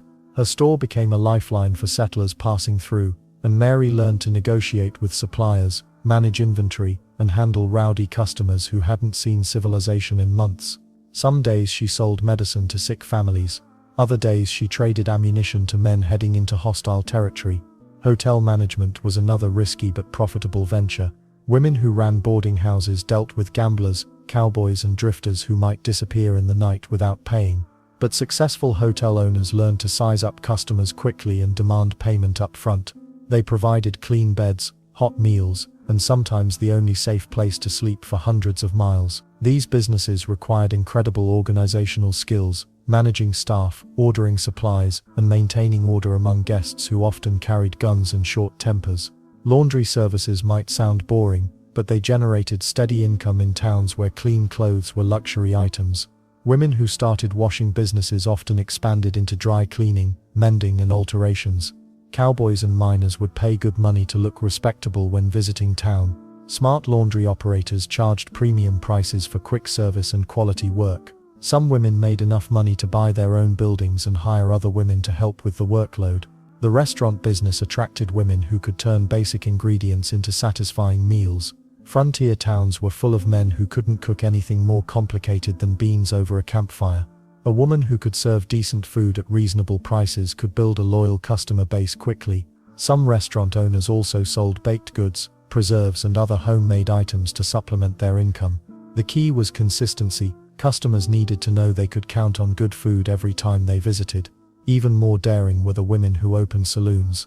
These businesses required nerves of steel because saloon owners had to manage drunk customers, prevent fights, and sometimes deal with outlaws. But successful saloon operators could make serious money. They sold drinks, hosted card games and sometimes provided entertainment. The profit margins were excellent, and in some frontier towns, the saloon was the most profitable business around. What made these female entrepreneurs different from their male counterparts was their attention to customer service and community building. Women understood that repeat customers were more valuable than one-time transactions. They remembered names, asked about families, and created atmospheres where people wanted to return. This approach built loyalty that sustained businesses through tough economic periods. The risks were enormous. Business owners faced robbery, fire, economic downturns, and sometimes violence from competitors or dissatisfied customers. Women had to be tough negotiators, careful money managers, and skilled at reading people's intentions. They couldn't show weakness or uncertainty, because that would invite trouble from men who didn't think women belonged in business. Success in frontier business required adaptability. A woman might start with one type of business and expand into others as opportunities arose. A successful baker might add a restaurant. A hotel owner might start selling supplies. The most successful female entrepreneurs diversified their income streams to survive economic ups and downs. These businesswomen proved that the frontier offered opportunities for women that didn't exist in more established communities back east. But making money was just one part of their story. Some of these same women would push boundaries even further, taking on jobs and adventures that shocked everyone around them. Running a business was tough enough in the Wild West, but some women chose careers that would make your head spin. These weren't your typical seamstresses or shopkeepers. They were doing jobs that most men wouldn't dare try. Mary Field stands out as one of the most remarkable examples. Born into slavery, she became the first African-American woman to carry mail for the U.S. Postal Service. But calling her just a mail carrier misses the whole story. This woman was 6 feet tall, weighed around 200 pounds and could drink, smoke cigars and cuss with the best of them. She got the nickname Stagecoach Mary because nothing stopped her from delivering the mail. When her horses couldn't make it through heavy snow, she'd strap the mail to her back and walk miles through blizzards. The Postal Service had a rule: the mail must go through. Mary took that seriously. Then there's the world of bounty hunting, where a few daring women made their mark. These weren't Hollywood fantasies. Real women tracked down real criminals for real money. They had to be tougher than the outlaws they chased. One wrong move could mean death. The pay was good if you lived to collect it, but the job required nerves of steel and excellent shooting skills. Some women found this work more reliable than farming or running a store. Horse trading became another unexpected profession for adventurous women. Horses were like cars today, everyone needed them, and good ones cost serious money. Women who understood horses could make excellent livings buying, training and selling them. This work meant traveling constantly, sleeping outdoors and dealing with rough customers. But it also meant independence and decent profits for those smart enough to spot quality animals. The entertainment world opened surprising doors too. Bonnie McCarroll became one of the most famous rodeo competitors of her era. She rode broncos that sent grown men flying into the dirt. Rodeo wasn't just fun and games. It was dangerous work that paid well if you could stay on those bucking horses. McCarroll could handle horses that terrified experienced cowboys. Crowds loved watching her ride, and she earned respect from the toughest ranch hands. Sadly, rodeo eventually cost her life when a bronco threw her fatally in 1929. Music and theater offered other unconventional paths. Saloon singers, dancers and actresses found steady work in frontier towns hungry for entertainment. These women performed for rowdy crowds of miners, cowboys and gamblers. The audiences could be appreciative one minute and dangerous the next. Performers needed quick wits and sometimes protection. But successful entertainers earned good money and gained local fame. Some traveled from town to town, building followings wherever they performed. Photography emerged as an unexpected female profession. Taking pictures required expensive equipment, technical knowledge and artistic skill. Women photographers documented frontier life, creating the images we still see today. They captured everything from family portraits to dramatic landscapes. This work demanded patience. Early cameras required long exposure times and careful preparation, but photographers could earn steady incomes and preserve history at the same time. Let's not forget the women who became guides and scouts. Some knew wilderness areas better than any man. They led hunting parties, guided settlers to new territories, and helped travelers find safe routes. This work meant weeks away from civilization, sleeping under stars, and navigating by landmarks most people couldn't recognize. But experienced guides commanded high fees and earned reputations that brought repeat customers. Even more surprisingly, some women became successful gamblers. Professional card playing wasn't just a hobby, it was a full-time job requiring mathematical skills, psychological insight, and nerves that never cracked. The most successful female gamblers could read people like books and calculate odds faster than their opponents. They dressed well, spoke confidently, and never showed fear even when the stakes got deadly serious. Mining attracted women beyond the famous cases. Some became assayers, testing ore samples to determine their value. Others invested in claims and hired men to do the digging. A few even worked the mines themselves, swinging pickaxes and hauling rocks alongside male miners. The work was backbreaking, but successful miners could strike it rich overnight. What made these unusual careers possible? Desperate times called for desperate measures. The frontier needed every kind of worker, and traditional gender rules mattered less than getting jobs done. Women proved they could handle dangerous, difficult, and demanding work. Many earned more respect in these unconventional roles than they ever could have in traditional ones. These daring career choices came with serious risks. Society often looked down on women who stepped too far outside expected roles, but the rewards, financial independence, personal freedom, and genuine respect from those who mattered, made the risks worthwhile for many. The women who chose these paths weren't just working unusual jobs, they were breaking down barriers and proving that capability mattered more than gender. Their success opened doors for future generations and showed that determination could overcome almost any obstacle. But even the most independent women couldn't ignore society's expectations completely. The tension between personal freedom and social pressure created conflicts that shaped how these pioneers lived their daily lives. Living on the frontier meant throwing out the rulebook that polite society had written for women back east. When your nearest neighbor is 10 miles away and a wolf pack is eyeing your chickens, worrying about proper ladylike behavior becomes pretty ridiculous. The women of the Wild West didn't just bend social rules, they snapped them in half like dry kindling. Take clothing for instance. Eastern ladies wore layers upon layers of fabric, complete with corsets so tight they could barely breathe. Out west, that fancy get-up would get you killed faster than you could say propriety. Smart women ditched their impractical dresses for split skirts that let them mount horses without assistance. Some went even further, wearing men's trousers outright.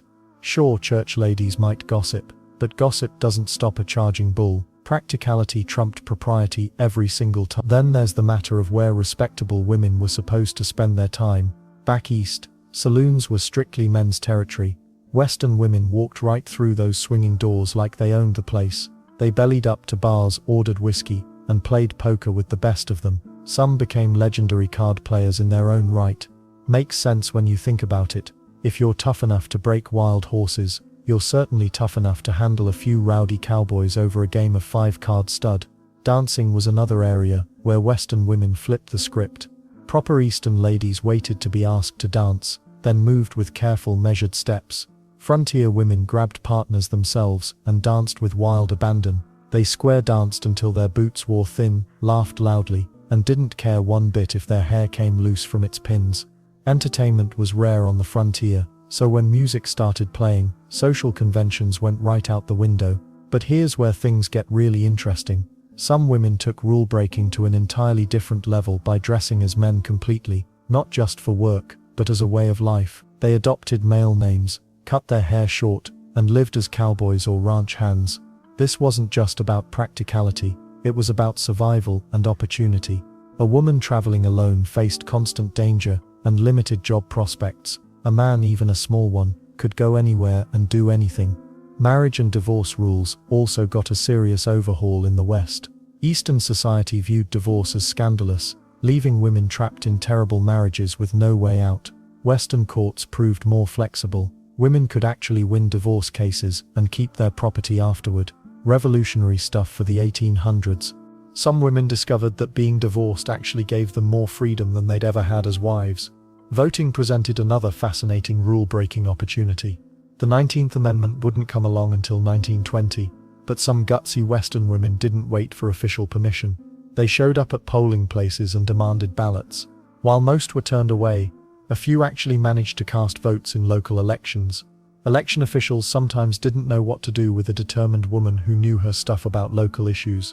Property ownership was where Western women really shocked the establishment. Back east, married women couldn't own property in their own names. Everything belonged to their husbands. The Homestead Act changed this game completely. Single women could claim 160 acres just like men, and many did. Married women found ways to put land in their names too. Suddenly, women who had never dreamed of owning anything became landowners with real economic power. Let's not forget the drinking and smoking that went along with frontier life. Proper ladies back east might sip a tiny glass of sherry on special occasions.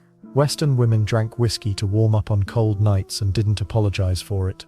Some took up smoking pipes or cigarettes too. When you're working 18-hour days in harsh conditions, small vices seem pretty reasonable. The weird part is how quickly some of these rule-breaking behaviors became normal in Western communities. A woman wearing pants might cause a scandal in Boston, but in Montana, people just shrugged and got back to work. Frontier life demanded practical solutions, and practical solutions didn't always match up with traditional expectations for feminine behavior. Churches presented an interesting battleground for social rules. While many Western women attended services regularly, they also pushed for changes in how churches operated. They demanded voices in church decisions, organized charity efforts on their own terms, and sometimes challenged ministers who preached outdated ideas about women's roles. Faith remained important, but blind obedience to restrictive traditions, not so much. What's fascinating is how these rule-breaking pioneers laid the groundwork for bigger changes to come. Every woman who wore pants, voted illegally, or ran her own business created a tiny crack in society's rigid expectations. But breaking rules was just the beginning of their influence on frontier communities. Breaking away from social rules was one thing, but organizing entire communities, that took a completely different kind of courage. Wild West women didn't just rebel against expectations, they grabbed leadership roles and shaped the places they lived. These weren't quiet background players, they were the ones calling meetings, planning events, and making things happen when everyone else just complained about problems. Take town fairs for instance. While men argued about who should do what, women rolled up their sleeves and got busy. They organized pie contests, quilting exhibitions, and harvest celebrations that brought scattered families together from miles around. Sarah Mitchell in Colorado Springs planned the town's first autumn festival in 1878, complete with horse races and a shooting competition. The men showed up expecting chaos. Instead, they found the most organized event the territory had ever seen. Church committees became power centers where women wielded real influence. They didn't just arrange flowers and plan potluck dinners. These committees decided which families needed help during harsh winters, how to raise money for new school buildings, and even which traveling preachers were worth hearing. In some towns, getting the church ladies' approval was more important than winning over the mayor. Building schools required serious political maneuvering. Women had to convince skeptical town councils to spend money on education when most people thought basic reading was enough for frontier life. Margaret Thompson in Wyoming Territory spent 2 years lobbying for a proper schoolhouse. She organized petition drives, held fundraising socials, and even cornered territorial officials at public gatherings. When the school finally opened in 1883, it served 43 children from 8 different families. Then there were the library campaigns. Books were luxury items on the frontier, but some women refused to accept that ignorance was inevitable. They wrote letters to eastern cities, begging for donated books. They converted spare rooms in general stores into reading rooms. Clara Jennings in Montana started with 12 books in a wooden crate. Within 5 years, she had built the territory's first public library with over 300 volumes. Road construction might sound like men's work, but women often led those efforts too. Bad roads meant isolated families, difficult supply deliveries, and dangerous travel during emergencies. Women organized work parties where entire families contributed labor. They cooked meals for construction crews, negotiated with local ranchers for land access, and kept detailed records of expenses. Without their organizational skills, many frontier roads would never have been built. Popular speakers and entertainers rarely visited remote towns by accident. Someone had to invite them, arrange venues, and guarantee payment. Women's organizations took on these challenges, bringing culture and education to places that desperately needed both. They convinced famous lecturers to extend their tours, found local families willing to provide housing, and sold enough tickets to make visits financially worthwhile. Political rallies and town meetings got their structure from female organizers who understood crowd control and event planning.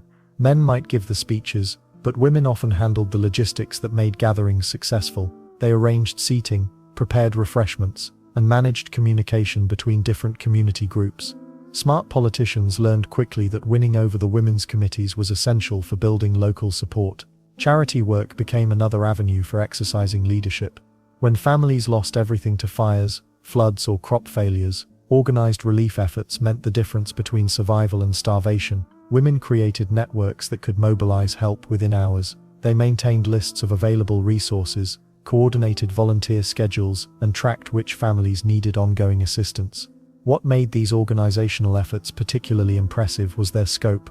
Communication traveled slowly across vast distances, yet women managed to coordinate complex projects involving dozens of people. They used church networks, family connections, and traveling merchants to spread information and gather support. Planning a territory-wide conference or fundraising campaign required months of careful coordination. Public recognition followed naturally. Communities began turning to proven female organizers when serious challenges arose. These women earned respect not through rebellion or dramatic gestures, but by consistently delivering results. Their ability to manage people, resources, and complex logistics made them indispensable community assets. The influence extended beyond immediate events. Women who successfully organized schools often found themselves consulted on other education matters. Those who managed successful fundraising campaigns got asked to lead future financial efforts. Leadership skills, once demonstrated, created opportunities for expanded influence in community decision-making. Some became regional figures whose reputation for effective organization spread across territorial boundaries. They received invitations to help start similar projects in neighboring settlements. Their methods and strategies got copied by women facing comparable challenges in different locations, but respect didn't come automatically.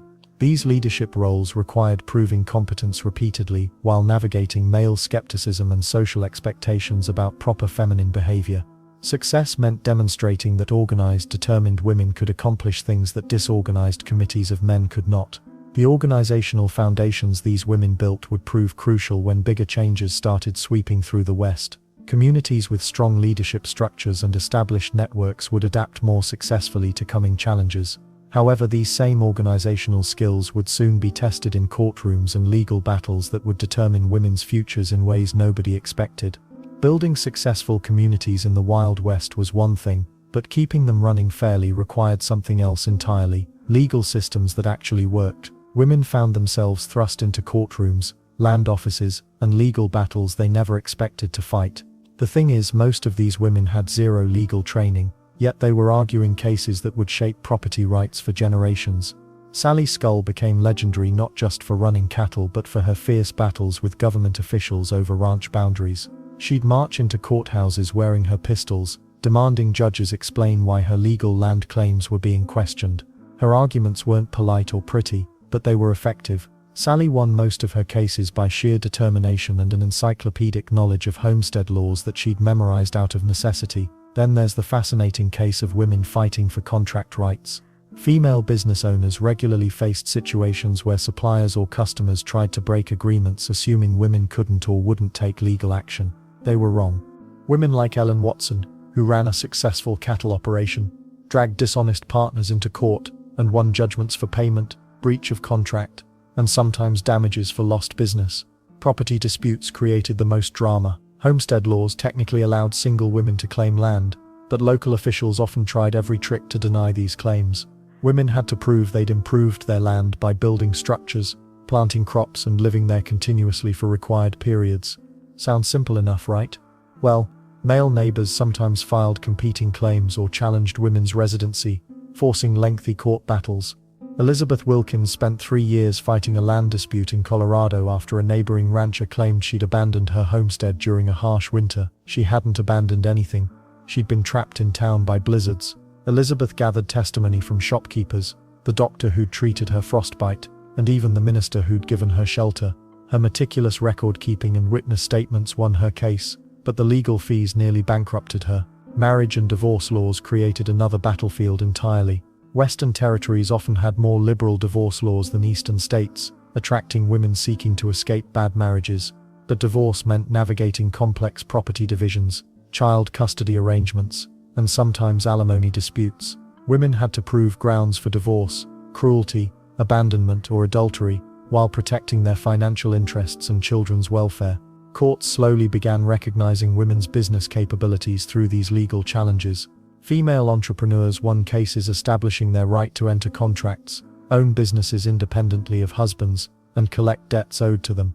These victories seem obvious now, but they were revolutionary then. Each successful case set precedents that made future legal battles easier for other women. Labor disputes brought women into courtrooms fighting for fair wages and safe working conditions. Laundresses in mining towns organized strikes and took employers to court over dangerous working conditions and unpaid wages. These weren't sophisticated legal arguments. They were straightforward demands for basic fairness backed by witness testimony and documentation of workplace injuries. Criminal cases presented unique challenges for women. Some faced charges for unlawful behavior like wearing men's clothing or carrying weapons. Others found themselves witnesses or victims in violent crimes.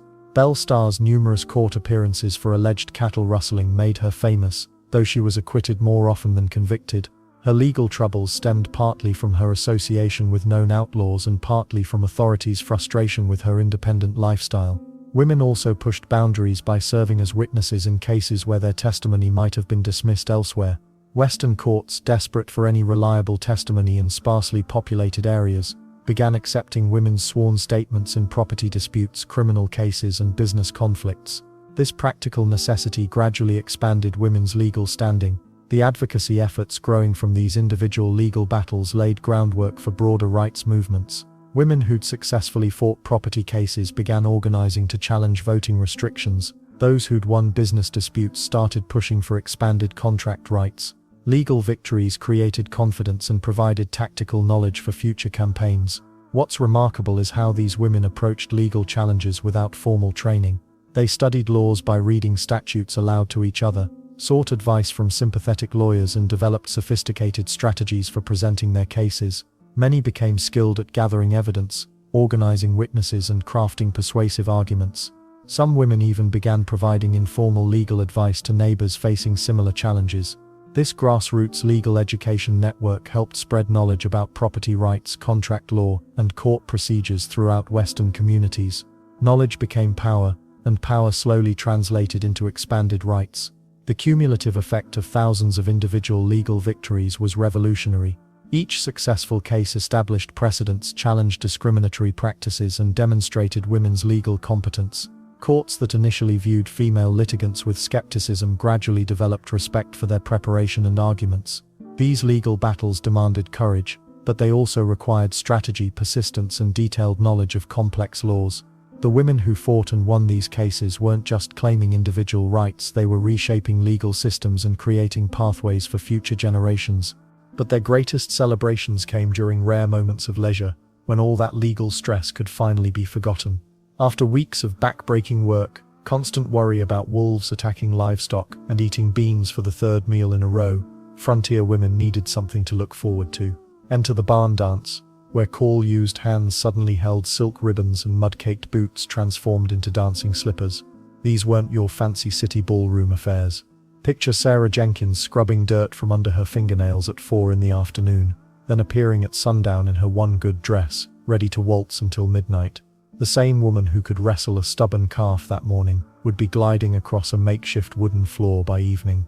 Community celebrations became lifelines for isolated settlers. When word spread about a barn raising or harvest dance, families traveled for hours just to hear fiddle music and share a laugh. Women packed their precious Sunday dresses in flour sacks, protecting them from dust during the long wagon rides to neighboring homesteads. Pie socials turned into serious competitions. Ladies spent entire days perfecting their apple or berry creations, knowing the whole community would judge their baking skills. The winning pie often meant bragging rights for months. But here's the twist. Unmarried men bid on these pies without knowing who baked them, then shared the dessert with the baker. Talk about pressure.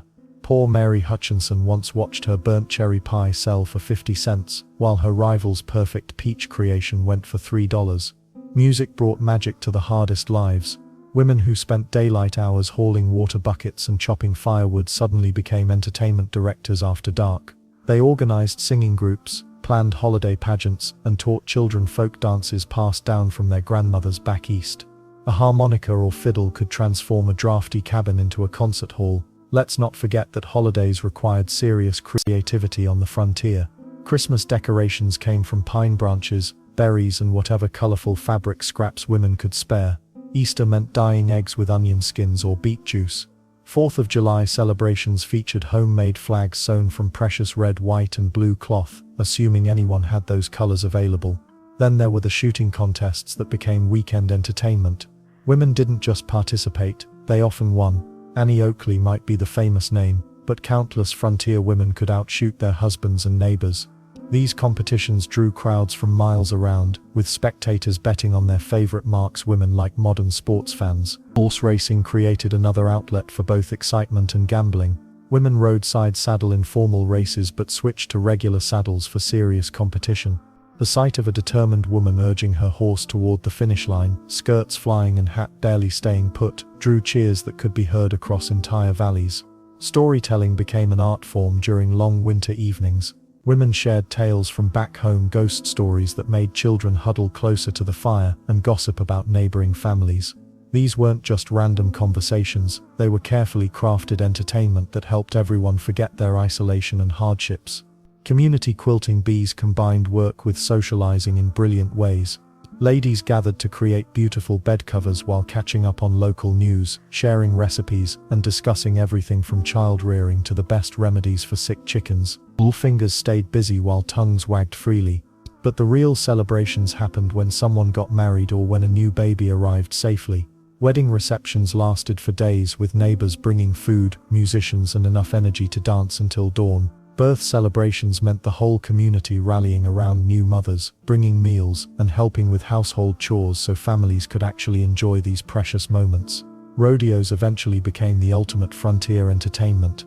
Women competed in bronc riding, calf roping, and trick riding that would make modern stunt performers nervous. Bonnie McCarroll and similar daredevils drew audiences who paid good money to watch women risk their necks for sport and prize money. The weird part is how these celebrations created lasting traditions that shaped American culture. County fairs, rodeos, barn dances, and community potluck dinners all trace back to frontier women who refused to let harsh conditions kill their spirits. They understood that survival meant more than just staying alive, it meant staying human. These moments of joy weren't just breaks from hard work, they were investments in community bonds that helped everyone survive the next crisis. When blizzards trapped families for weeks or drought threatened to destroy crops, memories of shared laughter and music provided the emotional strength needed to keep going. While frontier women were busy creating these celebrations and traditions, they were also making bold choices about what to wear and how to present themselves to the world. Their clothing decisions would challenge social expectations in ways that went far beyond simple practicality. When you're wrestling cattle and dodging thorns all day, your Sunday best isn't exactly practical. Wild West women faced a daily battle between looking respectable and staying alive. Their clothing choices reveal fascinating truths about survival, social expectations, and the slow march toward freedom. Most women arrived on the frontier, carrying trunks filled with proper Eastern dresses, long skirts that swept the ground, tight corsets that made breathing difficult, and delicate bonnets that offered little protection from blazing sun or driving rain. These outfits worked fine for sitting in parlors back east, but they became death traps on the range. Try climbing over a fence in a floor-length dress while chasing escaped chickens. Not happening. The corset presented its own special torture. Women laced themselves into these contraptions so tightly they could barely bend over to milk a cow. Some pioneer women passed out from lack of oxygen while doing heavy farm work. Smart women started loosening the laces or abandoning corsets altogether when no one was watching. Their husbands might not have noticed, but their breathing certainly improved. Then there's the matter of those impossibly long skirts. Fashion demanded that proper ladies' ankles remain hidden at all times, but long skirts caught fire easily around cooking flames and snagged on everything from fence posts to horse equipment. More than one woman died when her dress caught fire while tending the stove. Others tripped over their own hems while running from wild animals or trying to escape dangerous situations. Practical cowgirls started making modifications. Split skirts became a game changer. These looked like regular skirts from the front but divided like pants underneath, allowing women to ride horses safely. Some daring souls went further and wore actual men's trousers, though this caused major scandal in conservative communities. Neighbors whispered about women who forgot their place by dressing like men. Boots replaced delicate slippers out of pure necessity. You can't walk through mud, manure, and rocky terrain in thin-soled shoes meant for drawing room visits. Cowboy boots protected feet from snake bites, sharp rocks, and crushing hooves. Women learned to appreciate sturdy leather that could withstand daily punishment. Hats served multiple purposes beyond fashion statements. Wide-brimmed bonnets shielded faces from scorching sun that could cause serious burns and premature aging. Cowboy hats worked even better, staying put during windy days and providing better coverage. Some women shocked their families by abandoning feminine bonnets for masculine cowboy hats, but function won over fashion when survival was at stake. Gloves became essential equipment rather than decorative accessories. Ranch work destroyed hands quickly. Rope burns, splinters, cuts from barbed wire, and chemical burns from lye soap left permanent scars. Thick leather gloves meant the difference between keeping your fingers intact and suffering painful injuries that could get infected. The sewing never stopped. Clothes wore out incredibly fast under frontier conditions. Fabric tore on thorns, faded from constant sun exposure, and fell apart from repeated washing in harsh lye soap. Women spent countless evening hours mending, patching, and completely rebuilding garments. Waste wasn't an option when the nearest store might be 50 miles away. Most families owned 2 sets of clothes, work clothes and Sunday best. Work clothes got patched until they resembled quilts more than original garments. Sunday best got carefully preserved for church services, weddings, and special occasions. Some women wore the same good dress for years, making minor alterations as fashion changed or their bodies shifted from hard physical labor. Colors mattered too, though not for aesthetic reasons. Dark colors hid dirt and stains better than light fabrics. Brown, black, and deep blue became popular choices because they looked cleaner longer. White dresses were luxury items, impossible to maintain in dusty, muddy frontier conditions. The weird part is how clothing became a form of rebellion. Women who wore men's clothes weren't just being practical, they were making statements about independence and capability. Every time a woman strapped on a gun belt over split skirts or tucked her hair under a cowboy hat, she challenged social rules about feminine behavior. Undergarments presented their own challenges. Multiple layers of petticoats, chemises, and drawers created bulk that interfered with movement. Progressive women started eliminating unnecessary layers, keeping only what provided essential protection and warmth. Some abandoned drawers entirely, shocking their mothers but gaining freedom of movement. Fabric choices reflected economic reality more than personal preference. Cotton was practical but expensive to replace frequently. Wool lasted longer but felt miserable in summer heat. Denim gained popularity among working women because it could withstand incredible abuse while remaining functional. What's fascinating is how these practical clothing changes laid groundwork for future fashion evolution. Women who proved they could work effectively in modified men's clothing opened doors for later generations to adopt more practical dress styles permanently. But clothing wasn't the only way frontier women expressed their evolving identities and challenged social expectations. Their behavior and public actions created even bigger waves in conservative communities, especially when they stepped into roles traditionally reserved for men. Bold behavior could make or break a woman's standing in frontier communities. News traveled faster than wildfire in small towns where everyone knew everyone else's business. One day you might be celebrated as the local hero, the next day whispered about as the town scandal. The line between admiration and condemnation was thinner than a razor's edge. Community reputation wasn't just about social standing, it could determine whether you got help during emergencies, found work, or even received fair treatment at the general store. Women who dared to step outside traditional roles walked a tightrope between respect and ridicule. Some managed to land on the side of honor, while others found themselves the subject of endless gossip. Take Annie Oakley, who became a household name for her incredible marksmanship skills. She could shoot the flame off a candle without melting the wax, hit a dime tossed in the air, and split a playing card edgewise from 30 paces. But here's what made her truly remarkable. she maintained her reputation as a proper lady while doing it all. She wore long skirts during performances, never drank alcohol, and always conducted herself with dignity. The combination of skill and propriety made her acceptable to audiences who might have scorned other female performers. Then there were women like Calamity Jane, whose reputation swung wildly depending on who was telling the story. Some folks praised her courage and willingness to help anyone in need. Others shook their heads at her drinking, rough language, and unconventional lifestyle. She saved lives during smallpox epidemics and helped countless travelers in distress, yet many respectable ladies crossed the street to avoid her. The weird part is how community standards varied dramatically from town to town. What scandalized one settlement might barely raise eyebrows in another. A woman wearing pants to work cattle might be run out of a farming community, but welcomed in a rough mining town where practical clothing made perfect sense. Women learned quickly that helping others was the fastest path to earning respect. Those who nursed sick neighbors, helped with difficult births, or shared food during hard times built solid reputations that could withstand occasional criticism. Mary Fields, known as Stagecoach Mary, gained widespread respect not just for her mail-carrying abilities, but for her generosity and reliability. When someone needed help, Mary showed up, but reputation could be fragile, especially for women who owned businesses or worked in male-dominated fields.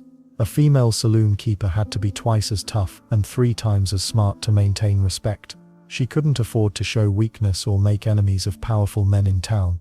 One false step could ruin years of careful reputation building. The gossip networks in frontier towns would make modern social media look slow. Information, both true and false, spread through sewing circles, church gatherings, and general store visits with lightning speed. A woman's romantic life, business dealings, and family problems became public knowledge whether she wanted them to or not. Privacy was a luxury few could afford. Interestingly, some women used their controversial reputations to their advantage. Belle Starr cultivated her outlaw image because it brought her a certain kind of respect, the kind that kept people from messing with her property or challenging her authority. Fear could be as effective as admiration in frontier society.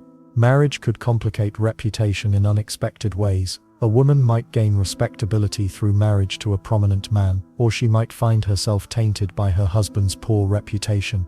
Divorce was scandalous, but sometimes necessary for survival. Some women chose to weather the gossip rather than stay trapped in dangerous marriages. The double standards were maddening.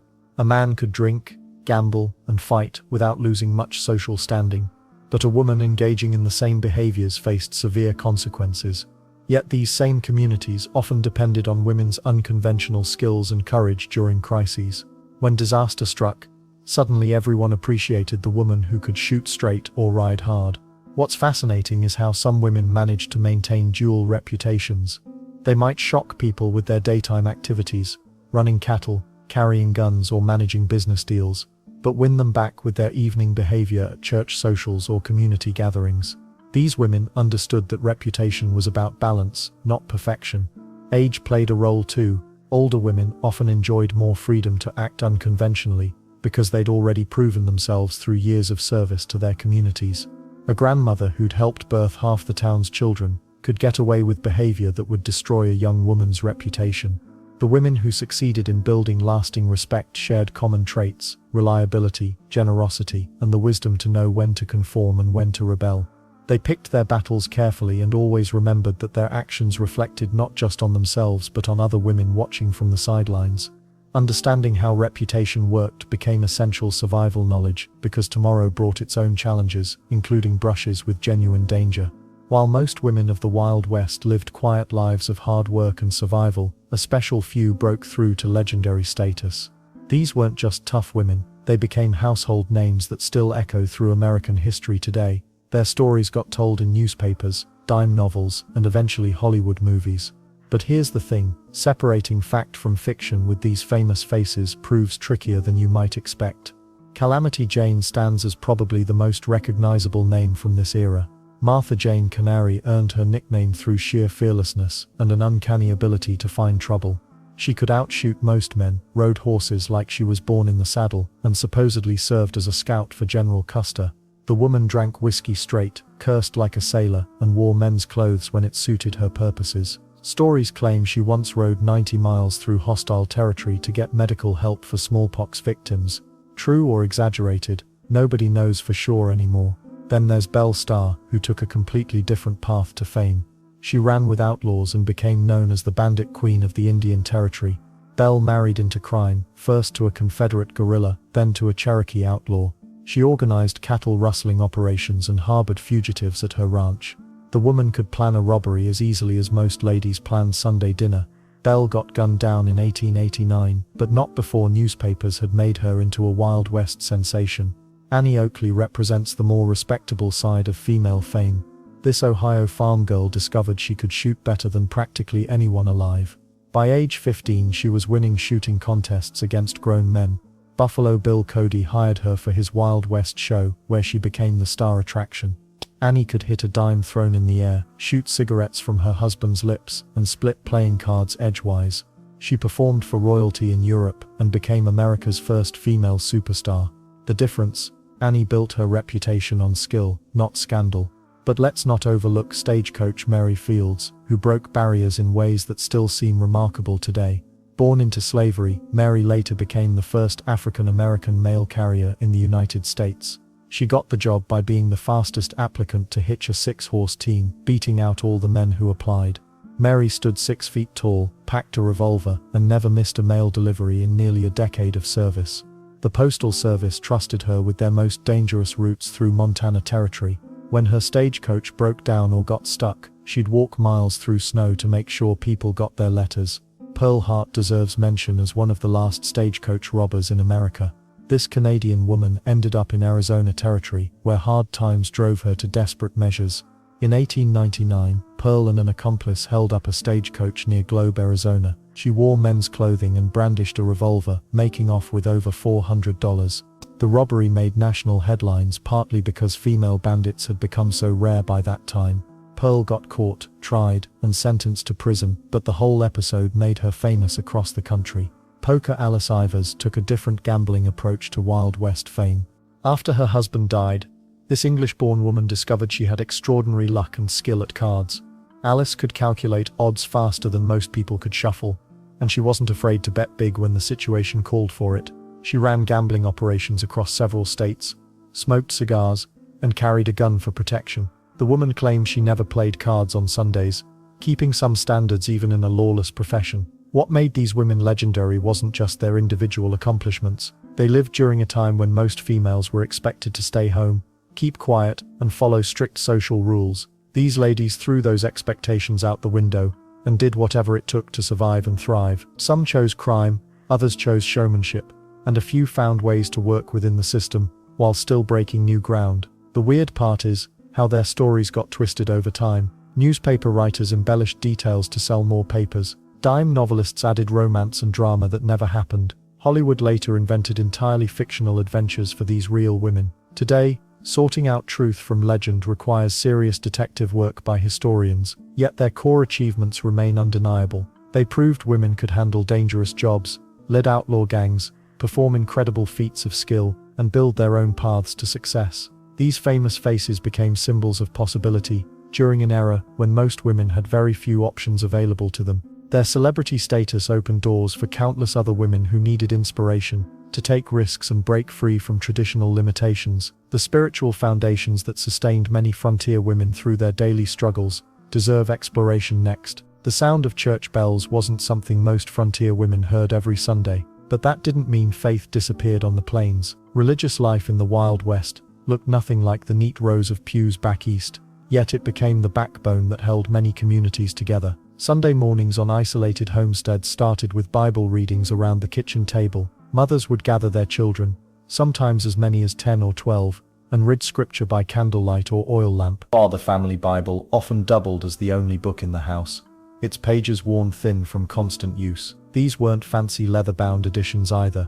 Most were simple, practical books that traveled thousands of miles in covered wagons. Prayer happened throughout the day, not just on Sundays. All women whispered quick prayers while kneading bread, asking for strength to make it through another brutal winter. They prayed over sick children when the nearest doctor was 3 days' ride away. When wolves howled too close to the chicken coop, faith became as essential as a loaded rifle. Circuit preachers rode from town to town, sometimes covering hundreds of miles on horseback. These traveling ministers would arrive unannounced, and word spread faster than wildfire. Preachers in town meant dropping everything for a rare chance at organized worship. Services happened anywhere, in someone's barn, under a grove of trees, or in the town's only large building, which might double as a saloon during the week. Women often took charge of organizing these gatherings. They'd clean the meeting space, arrange for food, and make sure everyone in the area knew about the service. Sarah Mitchell, a homesteader in Nebraska, once rode 18 miles in a snowstorm, just to tell neighbors about an upcoming revival meeting.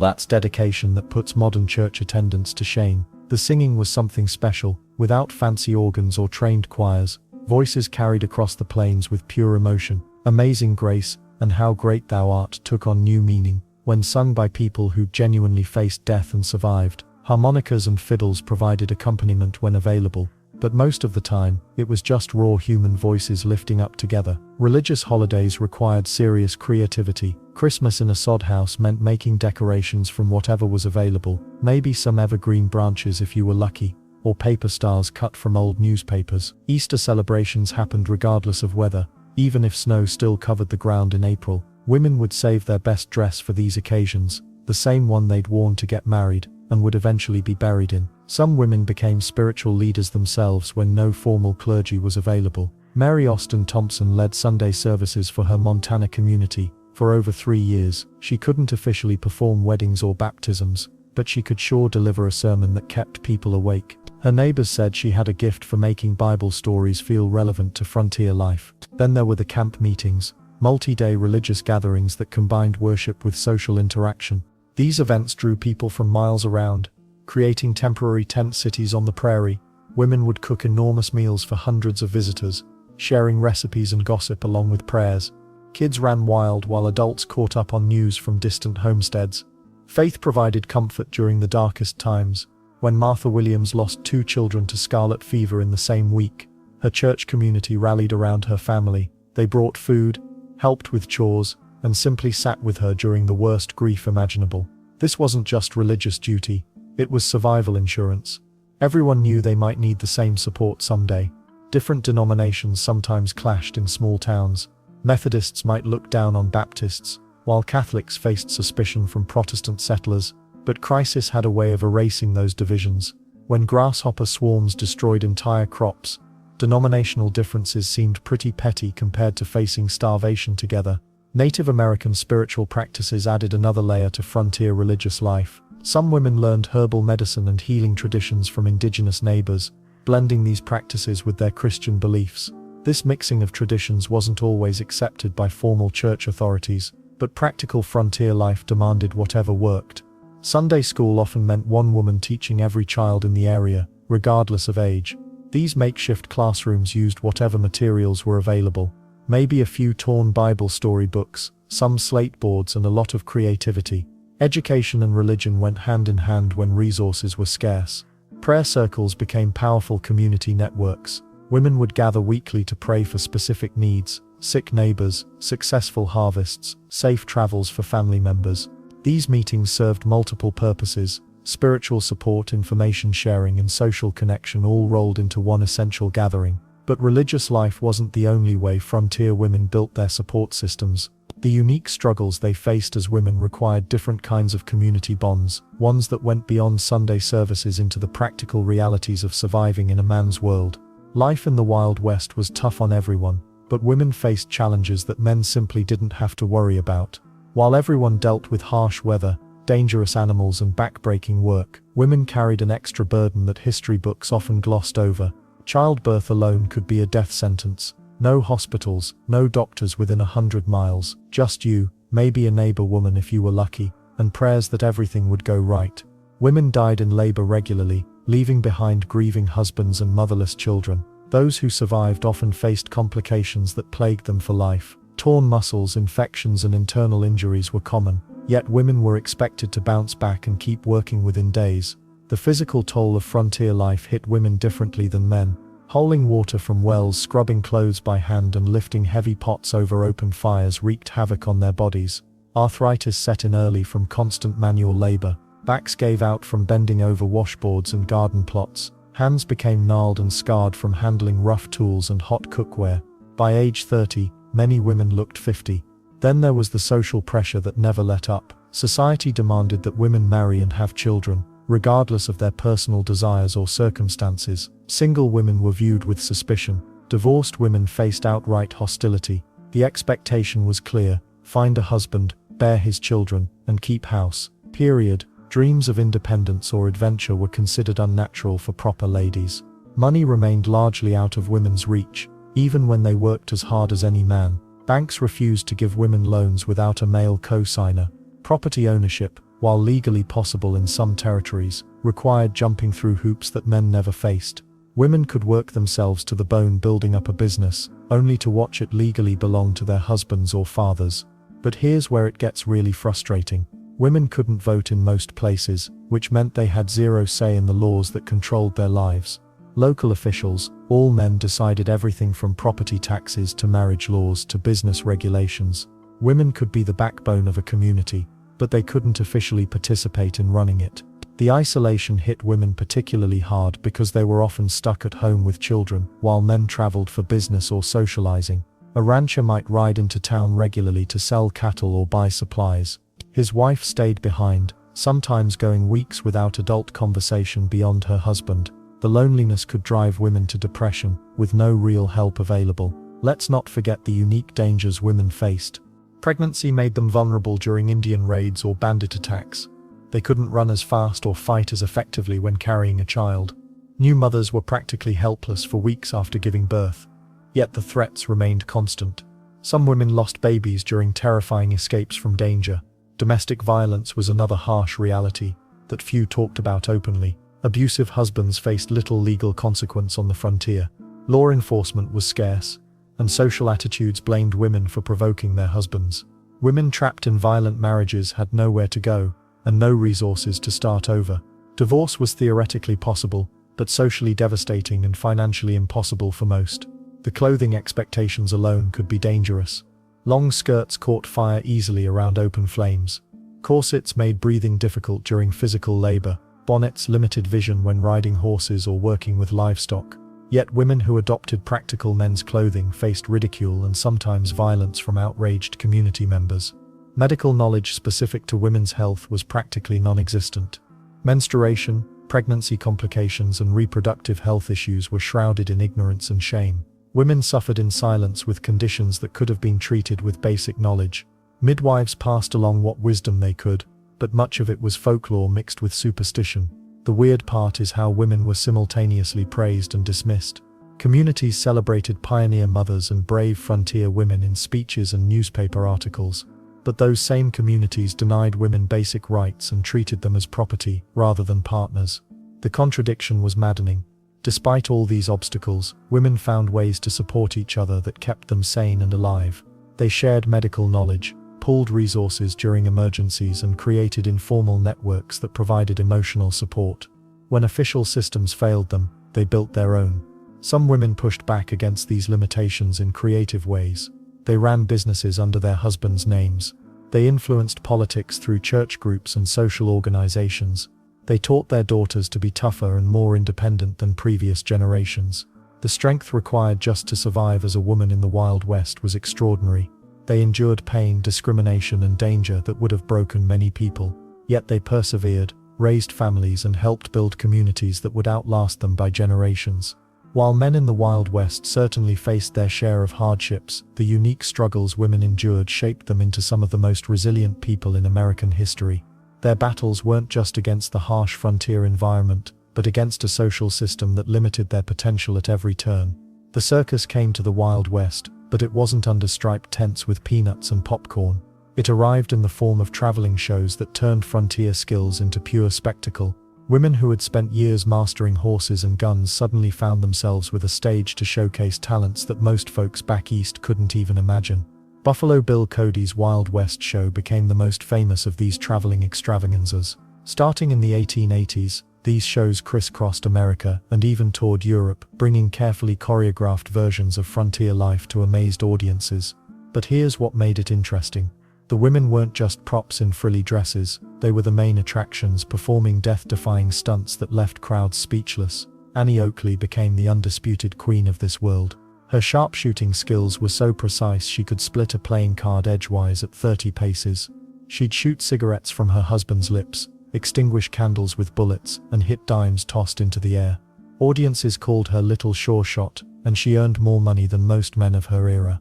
Not bad for someone who started hunting rabbits as a kid to feed her family. Then there were the trick riders who made bronc busting look like ballet. These women would hang upside down from galloping horses, leap between moving animals and perform somersaults while their mounts thundered around the arena. May Lilly, known as the champion girl rifle shot, could shoot targets while standing on a horse's back. The crowd would gasp as she fired with perfect accuracy while her horse maintained a full gallop. But the entertainment world wasn't just about the big touring shows. Local rodeos started featuring women's competitions that drew huge crowds. These weren't gentle exhibitions either. Women competed in bronc riding, steer roping, and bull riding alongside the men. Bonnie McCarroll became famous for staying on bucking broncos that threw seasoned cowboys into the dirt within seconds. She'd grip the saddle horn, lean back, and ride those wild horses like she was born in the saddle. Prairie Rose Henderson took trick riding to another level entirely. She'd perform Roman riding, standing with one foot on each of two horses while they raced around the arena. Sometimes she'd add shooting into the mix, firing at targets while balancing on those racing animals. The insurance companies probably would have fainted if they'd existed back then. What's fascinating is how these shows created a completely new image of Western women. Suddenly, the rough-and-tumble frontier skills that had been necessary for survival became glamorous entertainment.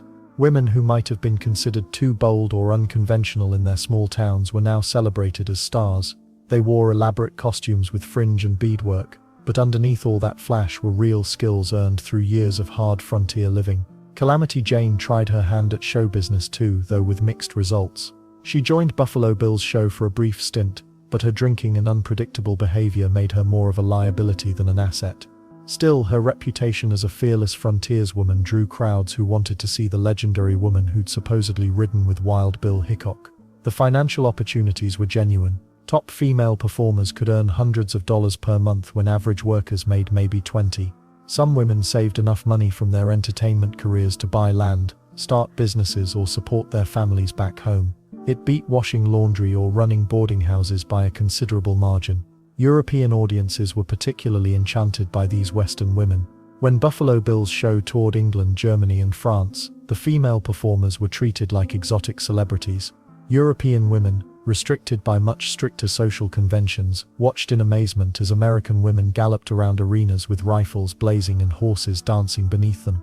The shows also helped preserve certain frontier skills that were starting to disappear. As railroads connected remote areas and towns became more civilized, the practical need for expert marksmanship and bronc riding was fading. These entertainment venues kept those abilities alive, even if they were now performed for applause instead of survival.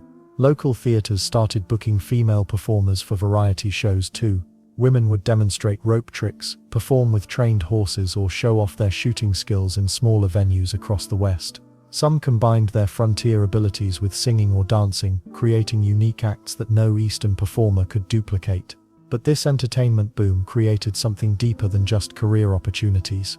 It began changing how America saw Western women, transforming them from rough frontier survivors into romantic figures of courage and skill. The transformation wasn't complete though. Behind the glamorous shows and cheering crowds, real changes were brewing in the legal world that would reshape women's lives in ways far more lasting than any circus performance. The Wild West wasn't exactly known for progressive politics, but something interesting was brewing beneath all that dust and gunpowder. While most of America still treated women like they needed permission to sneeze, Western territories were quietly becoming laboratories for legal change. These weren't grand speeches in marble halls, this was practical lawmaking born from necessity and grit. Wyoming Territory made history in 1869 by granting women the right to vote. Not because politicians suddenly developed feminist ideals, mind you. The territory had a serious shortage of settlers, and they figured giving women political power might convince more families to move west. Smart strategy actually. Within a year, Wyoming women were casting ballots and serving on juries, shocking the rest of the nation. Then there's the matter of property ownership. Back east, married women couldn't legally own land, everything belonged to their husbands. But Western homestead laws created a loophole that changed everything. Single women could claim 160 acres just like any man. widows and divorced women suddenly found themselves with real economic power. Eleanor Pruitt Stewart wasn't just bragging when she wrote about her Wyoming ranch, she literally owned every acre. The weird part is how these changes happened so quietly. No massive protests or newspaper campaigns. Women simply started doing what needed doing, and the law eventually caught up. When Sally Skull ran cattle operations across Texas, she fought legal battles over contracts and land disputes. Courts had to recognize her business dealings whether they liked it or not. Money talks, and successful women spoke loudly through their bank accounts. Let's not forget the practical side of frontier justice. When the nearest judge lived 3 days' ride away, communities had to solve problems themselves. Women participated in informal courts and community decisions, because everyone's input mattered when survival was at stake. These experiences gave Western women confidence in legal matters that their Eastern sisters never developed. Marriage and divorce laws also shifted in surprising ways. Western territories allowed women to divorce abusive husbands more easily than Eastern states. Some women discovered they could actually improve their financial situation by leaving bad marriages, especially if they owned property or businesses. This wasn't exactly common, but it happened enough to set important legal precedents. Property disputes became particularly interesting when women got involved. Sarah Borginis fought the US government over land claims in multiple states, winning several cases through sheer determination. Her victories established precedents that helped other women navigate similar legal challenges. Courts slowly learned they couldn't simply dismiss women's claims without proper consideration. But why did Western territories embrace these changes while Eastern states resisted? The answer lies in demographics and economics. Western communities needed every capable person contributing to survival and growth. Gender discrimination became a luxury they couldn't afford. When a woman could successfully run a ranch, operate a business, or defend a homestead, artificial legal barriers seemed pointless. The voting situation created some amusing scenarios. Wyoming women voted in their first election wearing their best dresses and treating it like a social event. Eastern newspapers mocked them, predicting political chaos and family breakdowns. Instead, voter turnout increased and elections became more civilized. Turns out women didn't vote to destroy society. They voted for schools, roads, and basic infrastructure. Professional opportunities expanded through legal necessity rather than social enlightenment. When territories needed mail carriers, teachers, or business operators, they couldn't be picky about gender. Mary Fields didn't become a postal worker because someone believed in women's rights. She got the job because she could handle the work and the dangers involved. Legal precedents accumulated slowly but steadily. Each successful female property owner, each woman who testified in court, each business dispute won by a female entrepreneur added another crack in the wall of legal discrimination. These weren't dramatic victories celebrated in history books, but they laid groundwork for future changes. The impact extended beyond individual women. Entire communities benefited when half their population gained legal standing and economic freedom. Towns with legally empowered women attracted more settlers, developed stronger economies, and created more stable social structures. Success bred more success. Court records from this period reveal fascinating details about women's legal battles. They fought over everything from cattle rustling accusations to contract disputes, often representing themselves with surprising skill. Some became unofficial legal advisors for other women, sharing knowledge about navigating the court system. These legal changes didn't happen in isolation though, they were part of a broader transformation that would reshape American society. The legal foundations laid by Western women created precedents that Eastern reformers would later use to argue for national changes. As the frontier era reached its peak, these legal victories seemed like natural progressions rather than revolutionary changes. But they represented something much more significant: the beginning of a complete transformation in how American law would treat women's rights and capabilities in the years ahead. The year was 1869, when the Transcontinental Railroad hammered its final spike in Utah. That single moment changed everything for Wild West women. What had taken months by wagon train now took just days by rail, the isolation that defined frontier life. Gone faster than a tumbleweed in a windstorm, railroad tracks stretched across the plains like steel spiderwebs, connecting tiny settlements to bustling cities. Mail that once took weeks arrived in days.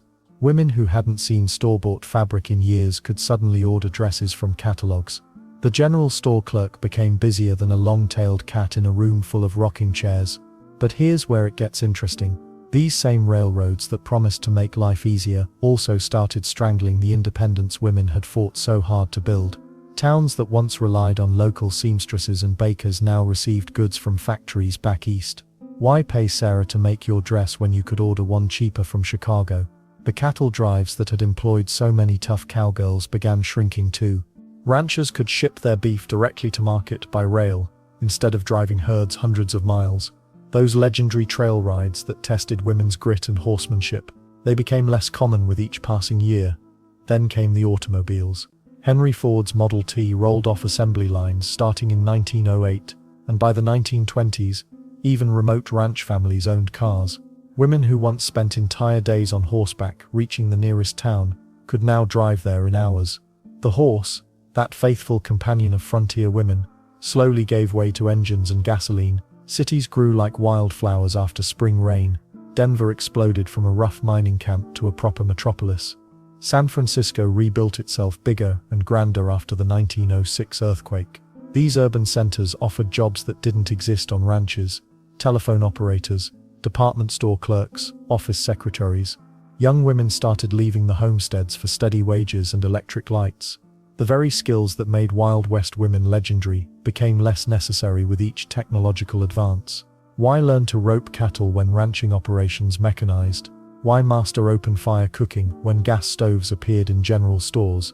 The expertise passed down from mothers to daughters started gathering dust like old saddles in barns. World War I accelerated these changes dramatically. Women flooded into factories to support the war effort, proving they could handle industrial work just as capably as farm labor. When the boys came home in 1918, many women had tasted urban independence and weren't eager to return to isolated homesteads. The 1920s brought what historians call the modern woman. She bobbed her hair, wore shorter skirts, and danced to jazz music. This new ideal seemed worlds apart from the sunbonneted pioneer women who had tamed the frontier just decades earlier. Fashion magazines replaced practical work clothes with stylish city attire. Hollywood discovered the Wild West around this time too, but their version bore little resemblance to reality. Movie cowgirls wore spotless outfits and perfect makeup while riding through sanitized adventure stories. The gritty truth of women hauling water before dawn and fighting off wolves got replaced by romantic fiction. Rodeos provided one place where the old skills survived, but even they evolved. Professional rodeo circuits emerged, turning what had once been practical ranch work into organized entertainment. The women competing were athletes now, not just ranch hands showing off their daily skills. Rodeo queens became beauty contest winners rather than the toughest riders. By the mid-1920s, most western towns had electricity, telephone lines, and paved main streets. The general stores stocked manufactured goods from distant factories. Banks offered modern financial services. The rough-and-tumble frontier atmosphere that had shaped an entire generation of independent women was fading faster than sunset behind the mountains.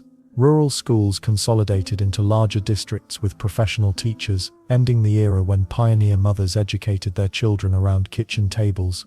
Churches built permanent structures with pipe organs instead of meeting in homes with borrowed hymnals. The improvised make-do spirit that defined frontier communities gave way to organized institutions. The Great Depression of the 1929 temporarily brought back some old-fashioned self-reliance, but it couldn't truly resurrect the Wild West era. Too much had changed. Too many connections existed between formerly isolated places. The age of true frontier independence had ended. Ranch wives still worked hard, but they drove pickup trucks instead of riding horses. They used electric washing machines instead of scrubbing clothes by hand. Their daughters dreamed of city careers instead of homesteading adventures. The transformation was complete, though many didn't realize it at the time. What replaced the Wild West wasn't necessarily better or worse, just different. The raw courage and resourcefulness that had defined frontier women didn't disappear entirely, but the world that had demanded and rewarded those qualities was gone forever, leaving behind only stories and legends of what had been. The dust has settled on the Old West, but the stories of these remarkable women refuse to fade away. Walk into any Western museum today, and you'll find their leather boots, worn saddles, and handwritten letters displayed like treasures. These aren't just old artifacts gathering dust. They're proof that real women lived these incredible lives. Hollywood took notice early on. Silent films of the 1920s began featuring tough cowgirls, though most bore little resemblance to the actual women who lived this life. By the 1940s and 50s, Western movies were box office gold, and female characters became more prominent. Annie Oakley alone inspired dozens of films, TV shows, and even a Broadway musical. Not bad for a woman who started out shooting rats in her family's barn. Writers couldn't get enough of these stories either. Novels about frontier women began flooding bookstores by the early 1900s. Some authors interviewed real cowgirls before they passed away, preserving first-hand accounts of life on the range. These books revealed details that surprised readers, like how many women preferred riding astride instead of side-saddle, despite what polite society demanded. Then there's the family connection that keeps these legends alive. Across the American West, descendants still treasure stories passed down through generations. Great-grandma Sally could rope a steer faster than any man, they'll tell you with pride. Family albums contain faded photographs of women in split skirts and cowboy hats, standing confidently beside their horses. These aren't staged studio portraits, they're real moments captured on working ranches. Museums have become the guardians of this history.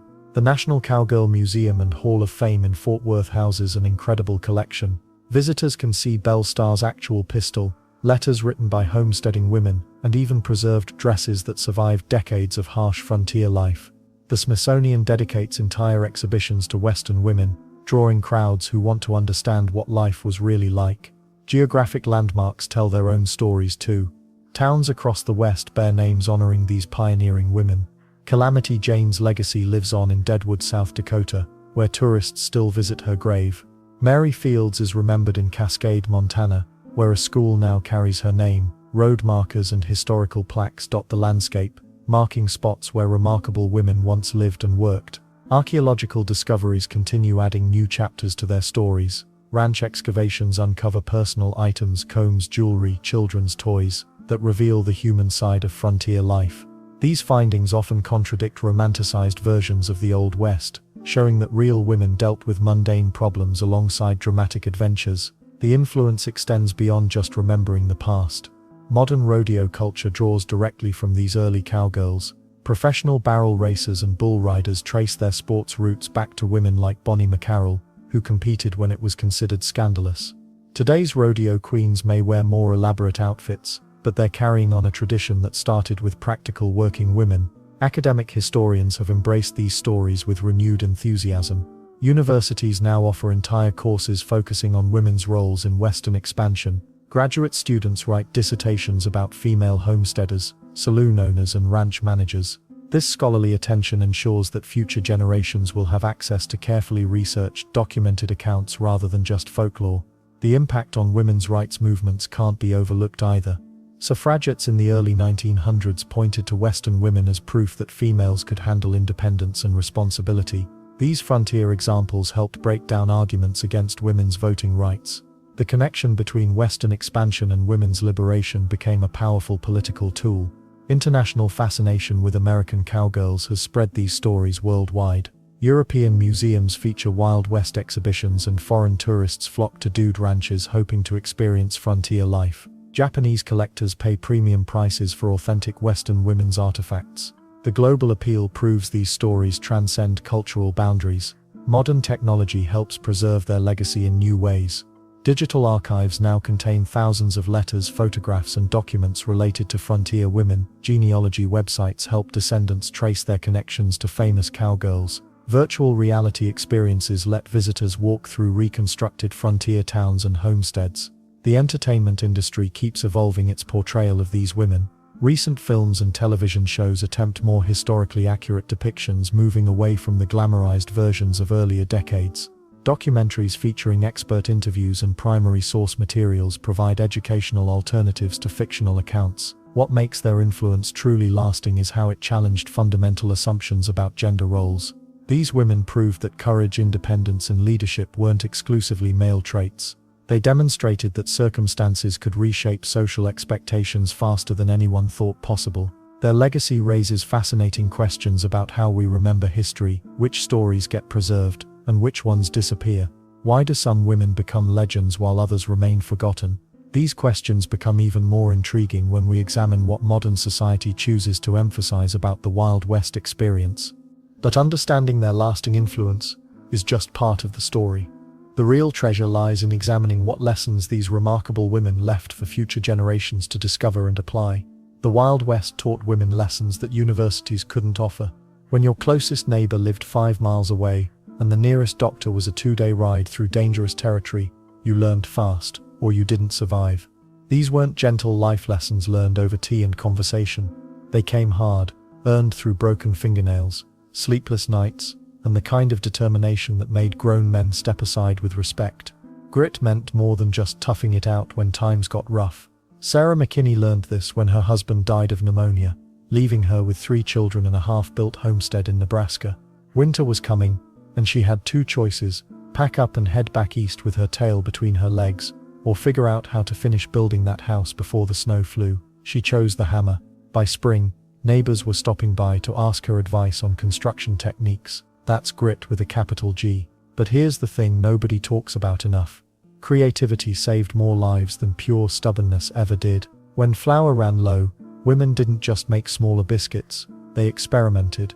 Ground acorns could stretch the flour. Dandelion greens turned a boring meal into something with actual nutrients. One woman in Colorado figured out how to make soap from buffalo fat and wood ash, creating a side business that supported 3 families. Innovation born from desperation often produced the most brilliant solutions. Then there's the teamwork factor that Hollywood completely misses. All those movies show lone cowboys riding into the sunset, but real frontier success depended on people helping each other survive. Women organized this cooperation better than anyone. They created informal networks that stretched across hundreds of miles. When the Johnson family's barn burned down, word spread through the women's network faster than telegraph lines. Within a week, neighbors arrived with lumber, nails, and enough food to feed an army of volunteer workers. Community building became an art form out of necessity. Churches weren't just places of worship.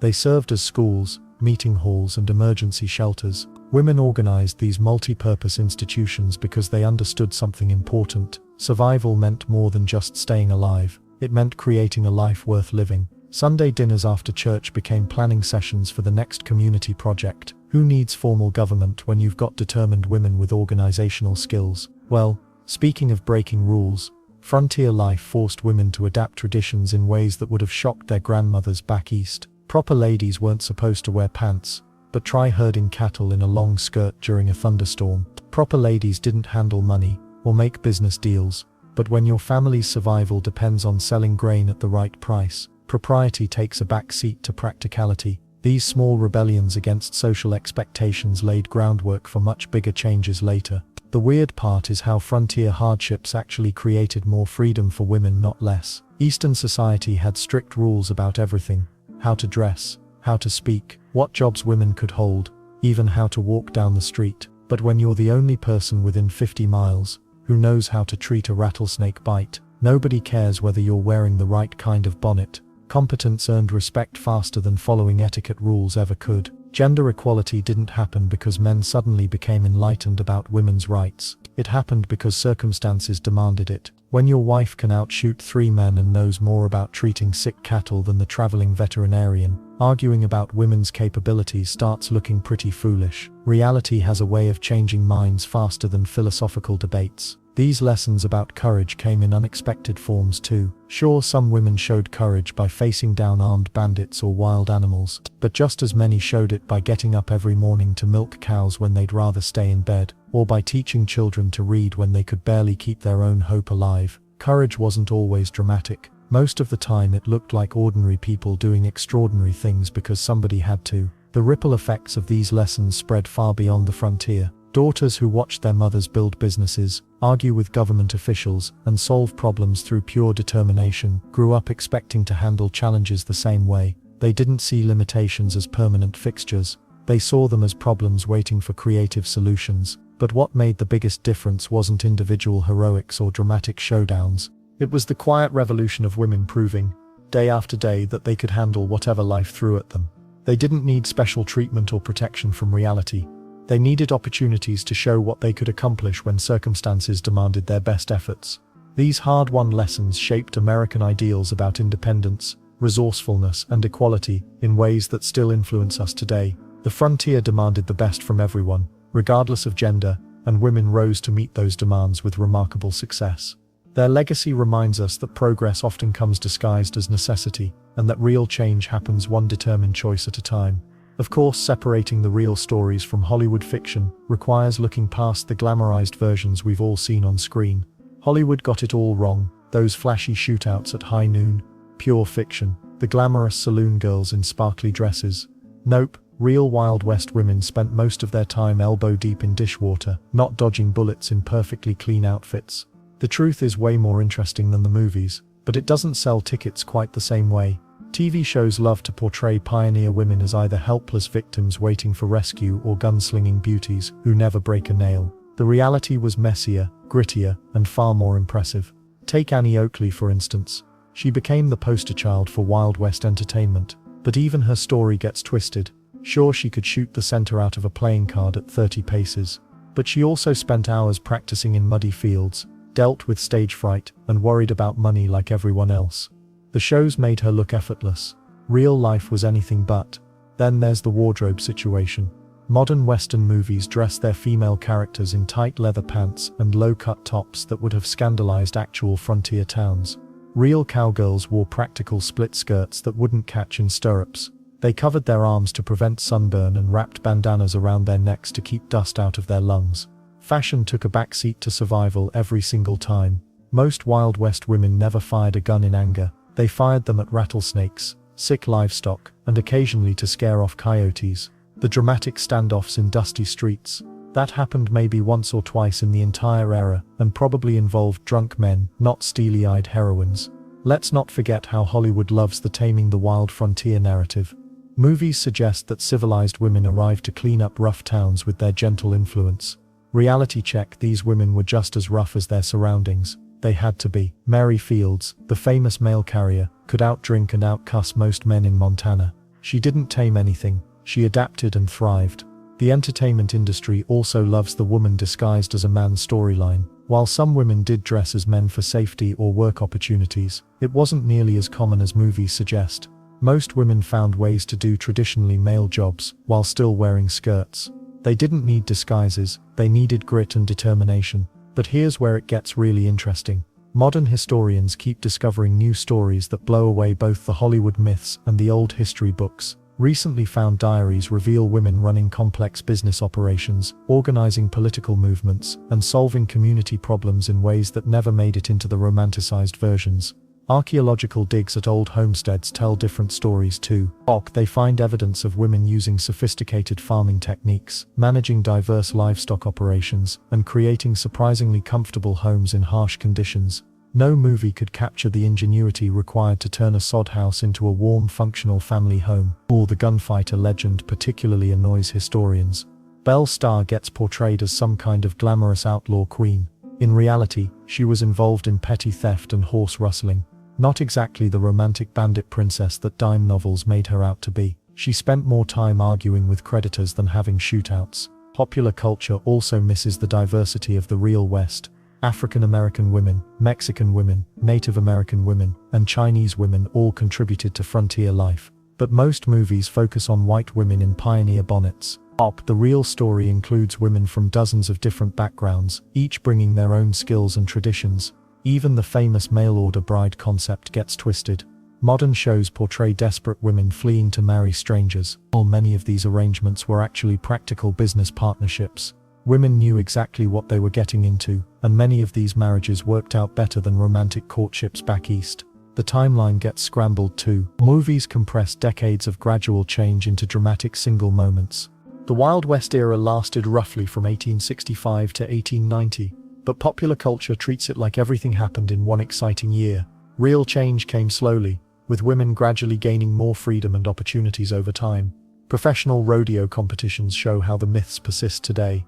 Modern cowgirls compete in events that would have puzzled their predecessors. Barrel racing looks impressive, but frontier women were more likely to rope cattle than weave between obstacles at high speed. Social media hasn't helped either. Instagram-worthy Western aesthetic photos show women in pristine vintage outfits, posed artistically in barns. Real frontier women would laugh at spending that much time on appearance when there were chickens to feed and fences to mend. The strangest part, the true stories are actually more inspiring than the fiction. Real women overcame genuine obstacles through intelligence, hard work, and community cooperation. They didn't need dramatic music and perfect lighting to be heroes. Yet despite all these misconceptions, something important survived the Hollywood treatment: the idea that women could be tough, independent, and capable stuck in American culture. Even if the details got mangled, the core message remained powerful. These mythologized stories helped later generations believe that women could do anything, which brings us to their most important contribution to history. The dust has settled on the Old West, but the legacy of those pioneering women, that's still kicking up storms today. These weren't just tough ladies who happened to live in a rough time. They fundamentally changed what it meant to be a woman in America. Walk into any modern boardroom where a woman's running the show, and you're seeing echoes of Sally Skull arguing with government officials over her ranch. Watch a female CEO make hard decisions under pressure. That's the same grit that helped homesteading women survive blizzards and crop failures. The connection isn't just poetic, it's real. But here's what gets interesting about their lasting impact. Modern cowgirls competing in rodeos aren't just playing dress-up or putting on a show for tourists. They're carrying forward actual skills and attitudes passed down through generations. These women still rope cattle, break horses, and run ranches. The difference? Now they've got better equipment and don't have to worry about outlaws. Historical societies across the West work overtime keeping these stories alive. Museums in Montana, Wyoming, and Texas display everything from Calamity Jane's leather gloves to homesteading women's handwritten diaries. Kids on school trips read letters these women sent back east, describing their adventures and hardships. Makes you wonder how many young girls leave those museums thinking differently about what they can accomplish. Then there's the entertainment angle that never quite goes away. Hollywood keeps making movies about Wild West women, though they usually get the details hilariously wrong. Real pioneer women didn't wear perfectly clean outfits or have time for dramatic speeches. They were too busy milking cows and chopping wood. But even the cheesy movies serve a purpose. They keep people curious about the real stories. The political legacy runs deeper than most people realize. Those homesteading laws that let single women claim land, revolutionary stuff for the 1800s. Western territories gave women the vote decades before the 19th Amendment made it nationwide. Wyoming was calling itself the equality state when most of the country still treated women like property. These weren't accidental changes. They happened because frontier women proved they could handle responsibility. Educational programs now teach kids about these women alongside the famous male figures. Annie Oakley gets mentioned with Buffalo Bill. Mary Fields shares space with the Pony Express riders. Slowly but surely the full story of the West is getting told. About time, considering women made up nearly half the population out there. Modern ranching still shows their influence in practical ways. Split skirts evolved into today's riding pants. The idea that women could handle livestock became so normal that nobody questions it anymore.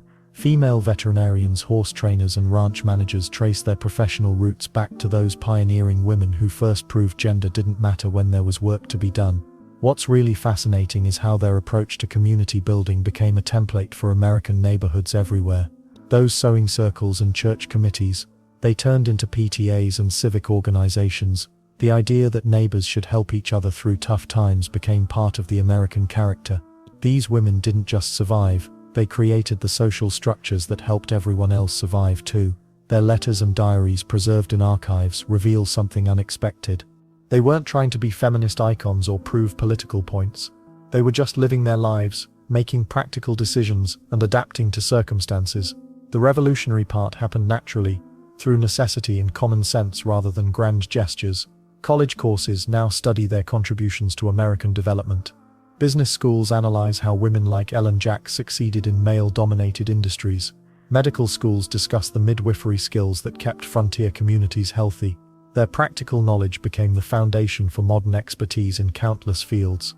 The spiritual legacy matters too. Many of these women's churches and schools still operate today, generations later. Their commitment to education and faith created institutions that shaped entire communities. Walk through any small western town and you'll find buildings, parks, or streets named after these pioneering women. Perhaps most importantly, they proved that courage comes in many forms. You didn't need to be a famous gunslinger to change history. Sometimes it was enough to teach children to read, help a neighbor through childbirth, or simply refuse to give up when everything went wrong. They showed that ordinary people could do extraordinary things when circumstances demanded it. Their stories remind us that progress isn't always dramatic or immediate. Sometimes it happens one woman at a time, making one brave decision after another, building something better for the next generation. That's a pretty good definition of the American spirit, and it started with women who weren't afraid to chase their dreams across an entire continent. These Wild West women didn't just survive the frontier, they helped create the America we know today.